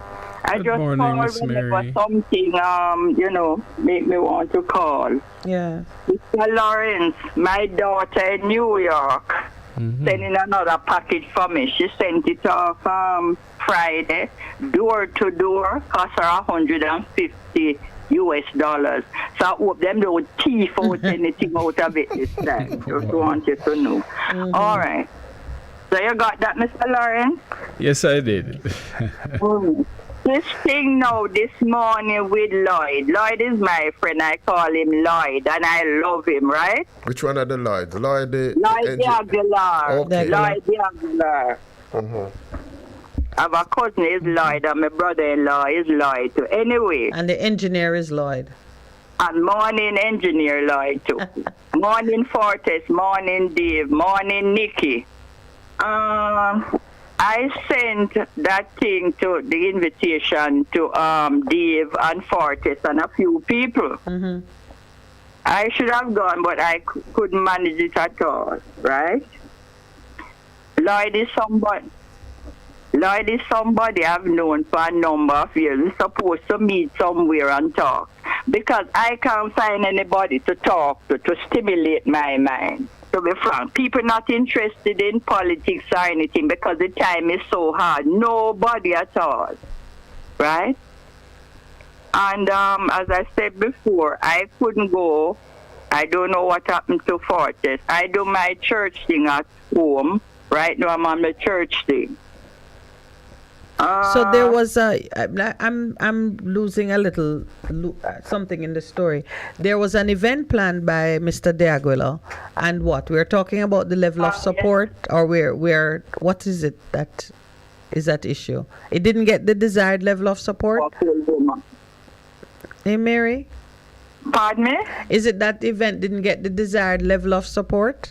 I think Dave WhatsApp me and so, but I couldn't make it. But I've done a lot, that people don't know about because I'm not a talker, I'm a doer. And even when good things happen for people, I rejoice and praise the Lord for that, right? Nobody knows that since 2007, I have helped political parties here to win elections. And the same Lloyd the Aguilar there, when I'm talking to Lloyd sometimes, this other lawyer man, Clyde Williams, say, oh, you can't have the woman that call people jagabat bandits and so. And Lloyd said, make she talk anything she wants to talk, it's true, right? I don't have the time for the talk. I have spent off my funeral expense, right, giving it to people. Everybody knows. Nobody come through my door and don't leave with something, right? Times are hard, right? Other people must take over the mantle. It's just talk, left, right, and center. Action, not a bag of mouth. All right. I endorse that. Sound like some familiar lyrics. And some people don't like Lloyd. He's an atheist. He's my friend, right? That is his business, right? One thing I know, the Lord loves him. I am an activist in my own right for my own situation, and nobody is going to stop me from talk, because if I had gotten justice and my identity, I wouldn't have to come out and say anything. So I want to ask you something since. Go ahead. Is it that we are now just trying to encourage people to support the causes that are in alignment with ours? If we say we are serious about something and a neighbor is doing something that can advance the cause, the call this morning seems to be supported, because Mr. De Aguila had an event that seemed to be in the same vein of much of what we talk about, and there are some notable persons who So we're talking about support. I endorse that, Mary. I believe that until you get up and do something that demonstrates your faith is dead. If you believe that people coming together gonna make a change, then you have to get together with somebody. Don't be over there by your lonesome saying, if only people could come together. We have to get together. Partnership, but it's called won't partnership. come together. The people just won't come together because, people don't unite certain people here. You hear Dave was talking about the 21 family. I've been talking about that for years, right? Those people unite. Black people don't unite. All we do is crab in the barrel mentality. And I don't know. We're pushed past that. We're breaking up the barrel. It will be crab on the land. One second, Miss Minett. Don't want a lot of us don't want no long-term offer, We want instant offers now. You know what I mean? When you say you're going to build highway and hospital in 5 years or 3 years, most of the people want to see action now. Deal with the low-hanging fruits. Yes. The simple little things make people's lives a little better. More bearable. In the NIS, they should have raised it maybe to $20,000. What about people who have never lived a good life and the twilight of their life now? What $7,000 or $8,000 can do to them? Them can't even buy a good meal with it, although we all appreciate it still. You understand what I mean? Yes, better than nothing, but we should be it's farther better than along. nothing. Yeah. But you go in the supermarket. Anyway, yes. As a lawyer, I want to ask you something this morning, you see? Mm-hmm. If there's a local appeal going on and you have a three-man judge, right? Panel. Mm-hmm. And 2 agree, right? Mm-hmm. And 1 don't agree. Don't the person wins the appeal? No, yes. It's by majority. Oh? Yes. It's by majority. Did you ask me what you really meant to ask me? Yes, that I want to know from you. If you have a 3-judge panel, right? Yes. And 2 agree, and 1 don't agree. Then it has gone through the 2-1. Yes, it's a majority decision. How come some people, 2 judges agree, and yet they lost their appeal? You see, it's not, Jamaica is a beautiful country, but it's we the people, every one of us. And what case is that, Mary? What situation is that where you're saying 2 judges were in agreement, but the person lost? My situation, and it took them 3 months to hand down the jury, the verdict. So you're saying 2 judges were in agreement that you had won your appeal, but still you lost? Yes. That's not possible. We're going to take the break. I'm telling you, because it was an organization that was dealing with my situation. Yeah, but Mary, that's not possible. Okay. I am telling you that, Mr. Lawrence. I'm telling you, I know what I'm saying. No, but what you're saying is an impossibility. It is not impossible in Jamaica with our system. Mary, it's impossible. The system in Jamaica. You have to remember, that judges don't need to pretend to agree in order to throw your appeal. If 3 judges sat on your panel and 2 of them agree that your appeal you have won your appeal, then you have won your appeal. No, Mrs. So there's something that you're not. Jamaica for you, There is something, Mary. There is something that you're not representing to me accurately. Because if you lost your appeal, Mary, if you lost your appeal, it's because 2 judges agree that you had lost. You can't tell me it's my situation. All right, you can read the appeal. All right. Okay, we'll take the break, Mary. Since I'm here, I don't know when I'm coming up. Let me say this to you quickly, Mrs. Lawrence. Yes.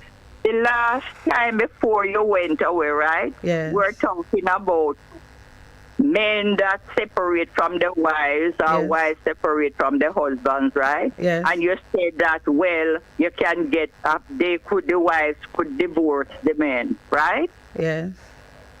Even if a divorce came up, that woman not going to win anything, right?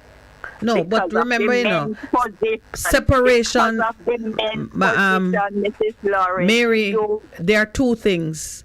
Divorce is about breaking the covenant between the man and the woman. Settlement of matrimonial property is a different thing. Yeah. You can be divorced and get nothing. You can be divorced and get half. Whatever, the settlement of the matrimonial property is a different process. Law applied to, yes. So divorce don't affect that. This woman I spoke to. All right, Mary, we're 9:33, so we're going to take the break. You can stay and wait for us if you want to. Yes. I'm going to hold on. Thank you. To Johnny, thanks.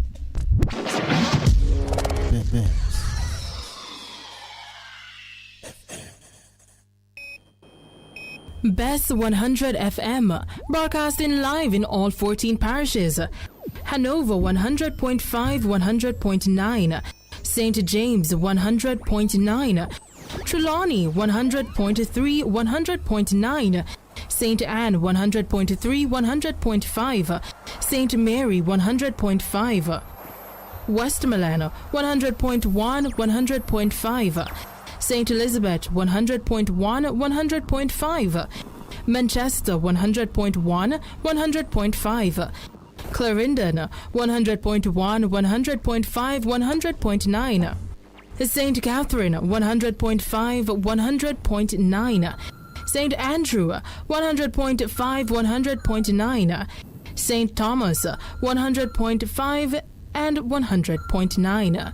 Bess FM, giving you the better vibe.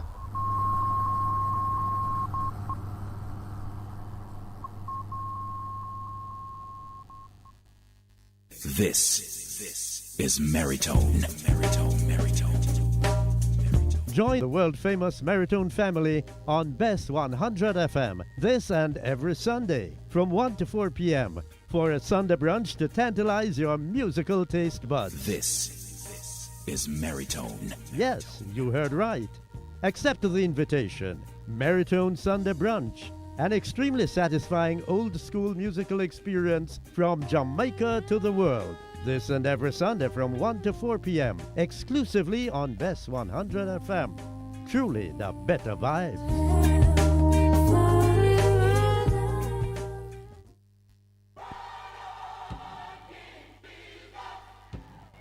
Praise the Lord, praise the Lord. God is good. This is already pastor and friend, Reverend Simon Peter Jones, inviting you, my friends, to listen every Tuesday evening on Bess100 FM at 7:30 p.m. for the program The Voice of Hope, as we extend hope to the hopeless in this dying world. God is good. Be encouraged. Hope is in the Lord.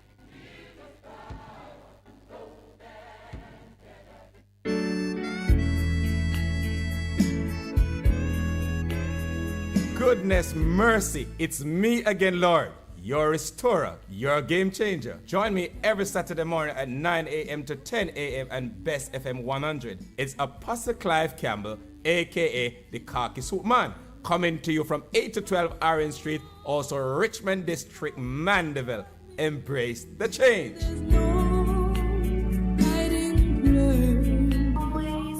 What should a taxi service do for you?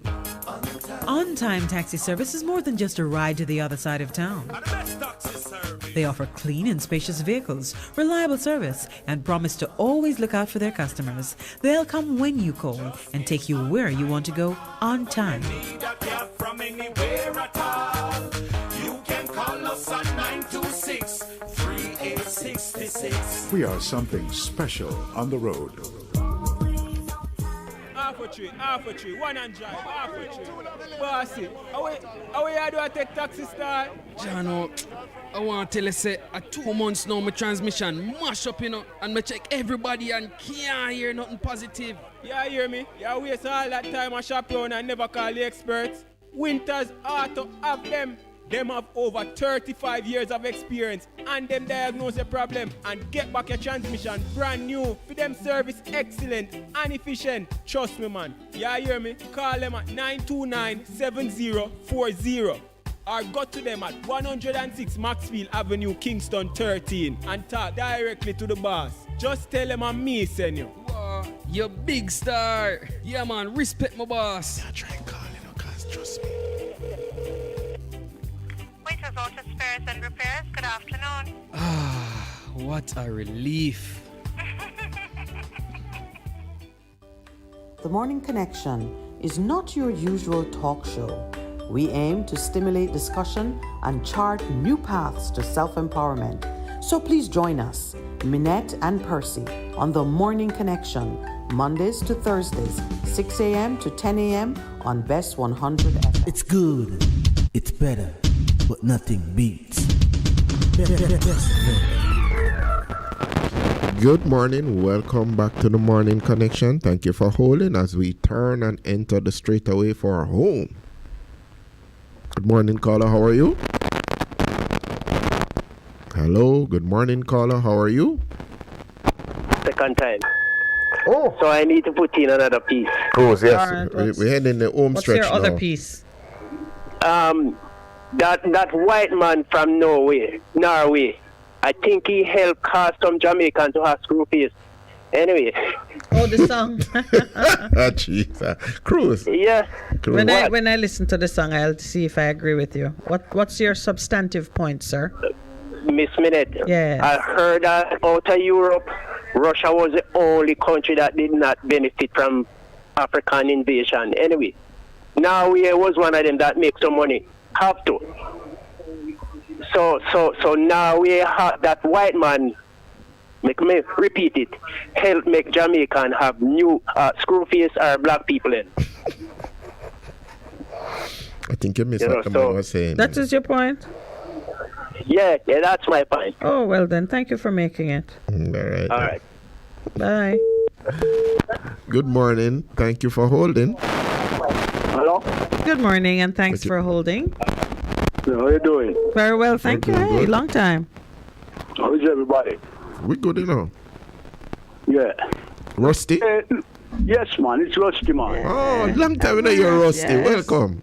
I call all the while, man, but the credit not done, man. One man not did the whole day attack, man. All right, Rusty. Sorry. Go ahead, Crossy. Go ahead. Miss who address that here, Rusty? Go ahead. If you have a time schedule, you know, man. Yeah, we're going to start with that, Rusty. True. My people abuse the thing, you know. All right, Rusty. Go ahead. Yeah, look here. Yeah. You know, say, all what this Prime Minister talked about, I don't believe nothing, you know, Mama, unless we see it happening, you know. Hello? Yes, there are many people who feel that way, not only because of who he is, but politicians generally speak and you can't really accept it. Because a lot of things were said before, you know, Mama, and none of them has been fulfilled, you know. Yes. You remember 5 in 4? Yes, man. I'm going to talk about it in the thing I said. And the open door, 1.2, 1.1. And the open door policy. Yes. Look here. This give back, this little tap up with them tap up the public service, you know. It's not going to work, you know. Because when the 1.5 was announced, we said it was going to grow the economy. But you see, even you've been watching, you've seen that the way the police voted has been called into question because there's the possibility that the votes were that it was a Zoom call, so anybody can come in and vote. They say over 600 unvetted votes came in. Let me use that word. They put the teachers that came into question because their leader says this is not what I fought for, and it was signed in a kind of on a technicality. So, and there are other civil service workers who are still disgruntled. So you have a point there. It's not a done deal. It's not settled.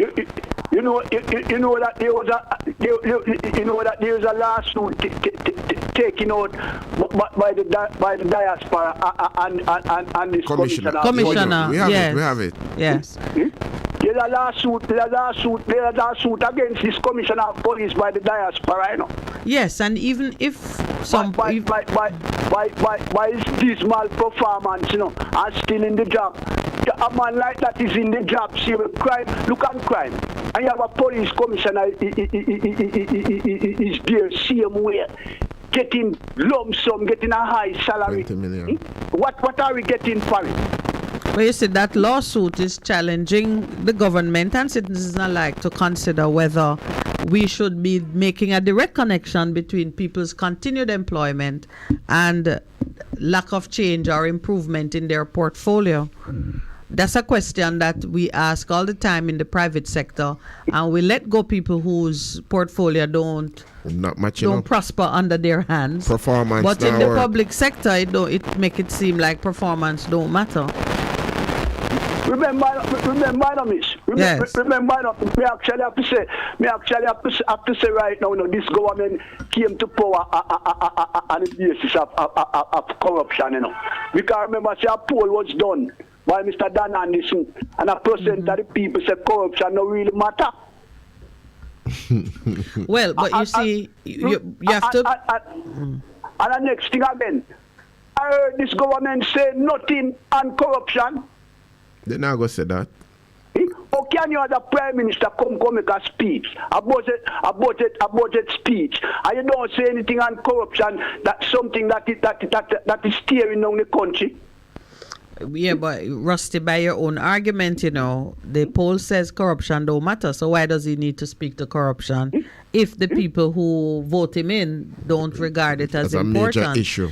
Pastor was making a similar comment this morning. Pastor was saying that a significant number of Jamaicans accept and are prepared to live with corruption, therefore, so the Prime Minister no need to talk about it because that is of no concern. Yes. And if that is so, we should all be rushing to do something about it, because I know it is not so. I know that is not truth. I know that every Jamaican want to see things run in a certain way. Every one of them. The police told us on Thursday that down to the gunman want peace and safety and law and order. Did the Prime Minister sending his thing of declaration? No. It hasn't been published. It's not been published, so it can't pass muster. It can't pass. Last year one still not published. It's not muster, not gazetted. It's sending, but them So what kind of country we running if the people at the end of the stream not setting any example? Huh? Yeah. Imposter? No, it can't be, but you see, it run from the top down to the bottom, So them say if you hit dirty, then it run down to the bottom. Corruption is eating away nearly $200 billion annually. I heard nothing on corruption, brother. Money has been wasted all over the place. Look at Montego Bay and the Carnal Regional Hospital. That money could have built 2 hospitals, Well, Rusty, we said it, Somebody came out and said it, and we echoed it on the program. Because when it happened, we should have just said, what happened? This now work, and then we would have almost be finishing a brand new hospital now, if not complete with equipment. The Prime Minister get an invitation to meet with the Maroon and him turn it down. Turn up. What kind of thing? How can we run a country this way, man? Rusty, asking the question, we are saying we need to get answers to it, but if they're not answering, we need to do something else. But Rusty, we have another caller here, Rusty, because we're heading to the end of the program. But all right, sir. All right. Blessings. All right. Good hearing from you, Good hearing my from you, Rusty. Yes. Blessings. Tomorrow. Yeah, man. Good morning and welcome to the Morning Connection. Good morning, Mrs. Laurie. Good morning, sir. I don't understand how this man always get the last call, What you have a trick up your sleeve. Anyway, talk quick, my brother. Yes. All is real, my brother. Yep. All right, go ahead. A quick thing. Putin and so on. Yes. Let us all pray. And I know the Almighty is behind Putin, and he will win. I have to fight for all of us. All of the decent standing people deal with high morality. People deal with spirituality, good standing of the human being as a decent person, not a perverted image of some dirty mind. So we hope him prevail. And no one will touch him. Okay. I know that. Interesting. Except the demon himself. Okay. Interesting. And we wish him well. Wow. Like how he did for us during the wars of independence. Who, Putin? Personally Or who? came and helped us. We wish him well. God bless him. Who One did for quick us thing. during the War of Independence? Yes. He was there in the bushes of Namibia. Okay. Putin himself. Putin himself. Helping our warriors to fight against tyranny and oppression. God bless him. All right. Quickly, yes. The budget, which I think is as much cronyism and in a rubber dub style, you know? I never heard that one expressed. Cronin is a rubber dub style. That's a new one. You know? Let us quickly look at some of the things that were not said and not addressed. And I think it's a lot of things about the deviousness of the leadership of this country. The prison. You remember the man that the times that stood up in Parliament to defend, to demand, what you call it, a withdrawal of the statement on the prison, but he did not address the matter in his budget speech. Okay. The stage on which he should have done that. Good. Mm-hmm. So which prison is this now? The new one that Jamaica is planning. Okay.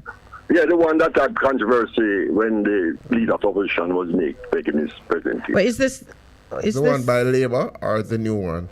Is it the one that the UK government had offered? Or I'm confused about the prison point. No, what I'm saying is that in the presentation of the opposition leader, I see. There was a discourse on the matter of prison being a private. Oh, okay, that one. Okay. For profit prisoning, for profit. Oh, for profit prison or government building it. Okay. So that's one matter that you said was not addressed and should have been addressed. Okay. Okay, what else? Yes. On the matter of contract workers, what about the 300,000 of contract workers in the tourist industry? Well, the general sentiment is that the ruling that the court gave for the security guards, dismantling the idea that this contrived contract business works, should affect everybody else who is creating that artificial. Not should have. It does because it's a precedent of the court. But tourism is different because tourism genuinely has seasonal flows. So I think the adjustments would be made, but it's not something to be addressed by government per se, because those are private companies that need to ensure that they are in conformity with the law as it now stands. And the unions that deal with those workers should be testing the arrangements as they come up. I believe every responsible business has gone through and revised the contract terms that they offer to persons. But there is some genuine seasonality in the tourism sector. And the time is running out. Yes. But just one question. Do you find it strange that a 70% increase in the minimum wage does not excite, does not disrupt the state of mind of the private sector? At 75%, that it does not, or it It does? does not. I can't, But it's not 75%. It's 44%. Huh? 44? Yes. From 9 to 13. From 9 to 13? Yes. 44%. Yeah, it doesn't ruffle the private sector. It's okay. No, it did ruffle them. They said they were expecting 25. Exactly. Yeah, Well, they're not pleased. But you see, private sector, I mean, we talk about public and private sector only for the purpose of distinguishing between government and for-profit organizations that run for profit. If you have an organization that is for profit, you pass on the cost to your consumer. Simple. So, yeah, so I was saying that a lot of things happen in the budget. For example, 25,000 given to the taxmen and a lot of monies, and I allow one to wonder how come there was no money for the local government elections when you are giving away so much billions. We leave on that point, my brother. Come back tomorrow.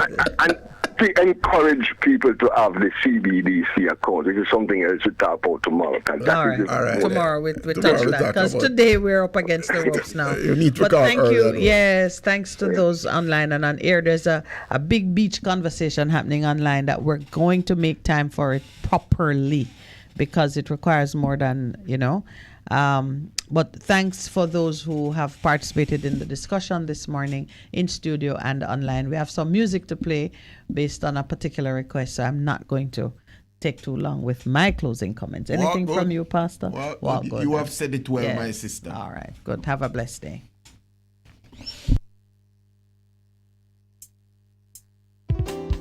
No people come to Jamaica and no know how we live things. Say everything nice, true, we full of vibes and thing.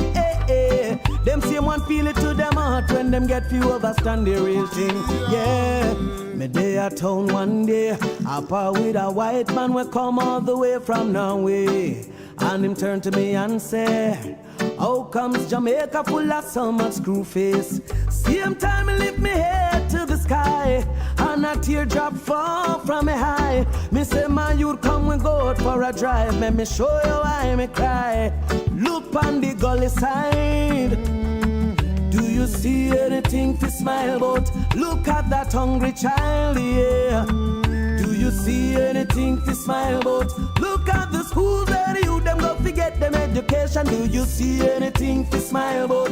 Look at the conditions of our police stations. Do you see anything to smile about? No. Same time the brother said, how can the nation be living this way?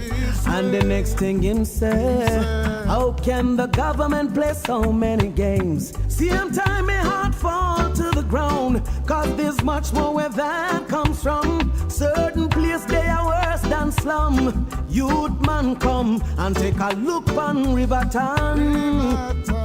Do you see anything to smile about? Look on Pienland, yeah.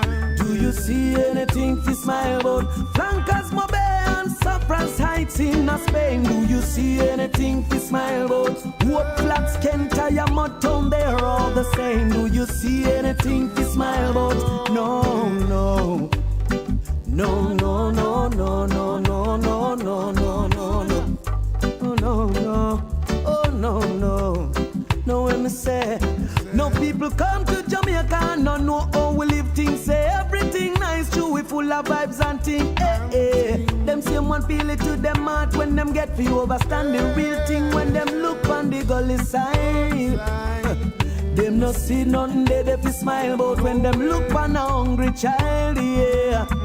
Them no see nothing they fi smile about. When them look on the schools where the youth them got to get them education, them no see nothing they fi smile about. When them sight up the condition of the police station, them no see nothing they fi smile about. My story say, me day at town one day, I par with a white man we come all the way from Norway. And him turn to me and say, how comes Jamaica full of so much screw face? Same time I lift me head to the sky, and a teardrop fall from me high. Me say my youth come with God for a drive. Let me show you why me cry. Take a look on Riverton. Do you see anything to smile about? Look on Pienland, yeah. Do you see anything to smile about? Canterbury, my bed, March Ben Road over Spain. Do you see anything to smile about? No flicker place, they are in a jam down today. When nothing no dead to smile about. No, no, no, no, no, no, no, no, no, no, no, no.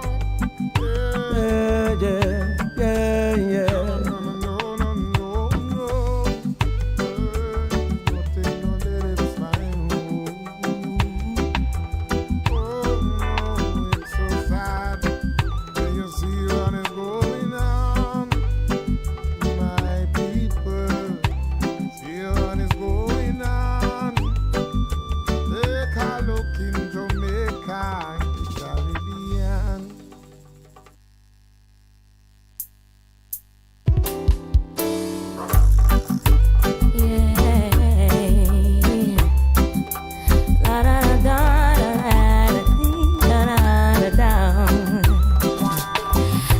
them coming after my soul, wanting to take control.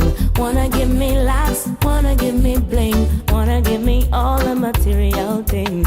I hear them talking about what the world has to offer. Girl, what you doing? Don't you see what they have done to Bedouin and Marcus, Jesus and all of the prophets?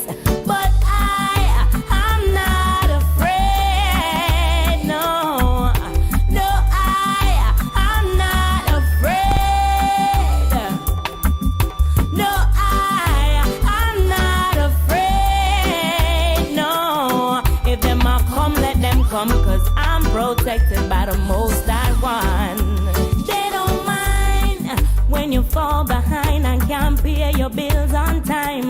Prostituting or standing in a them government line, no.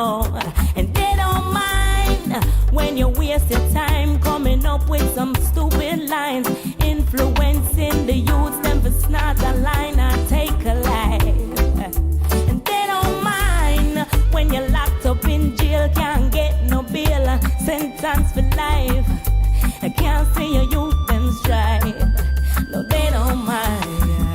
But I'm not afraid, no, no, I'm not afraid, no, I'm not afraid, no. If them a come, let them come, 'cause I'm protected by the Most High One. Yeah.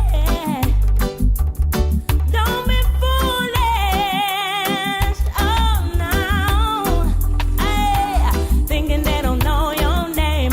I see them coming after my soul, wanting to take control. Wanna give me laughs, wanna give me bling, wanna give me all the material things.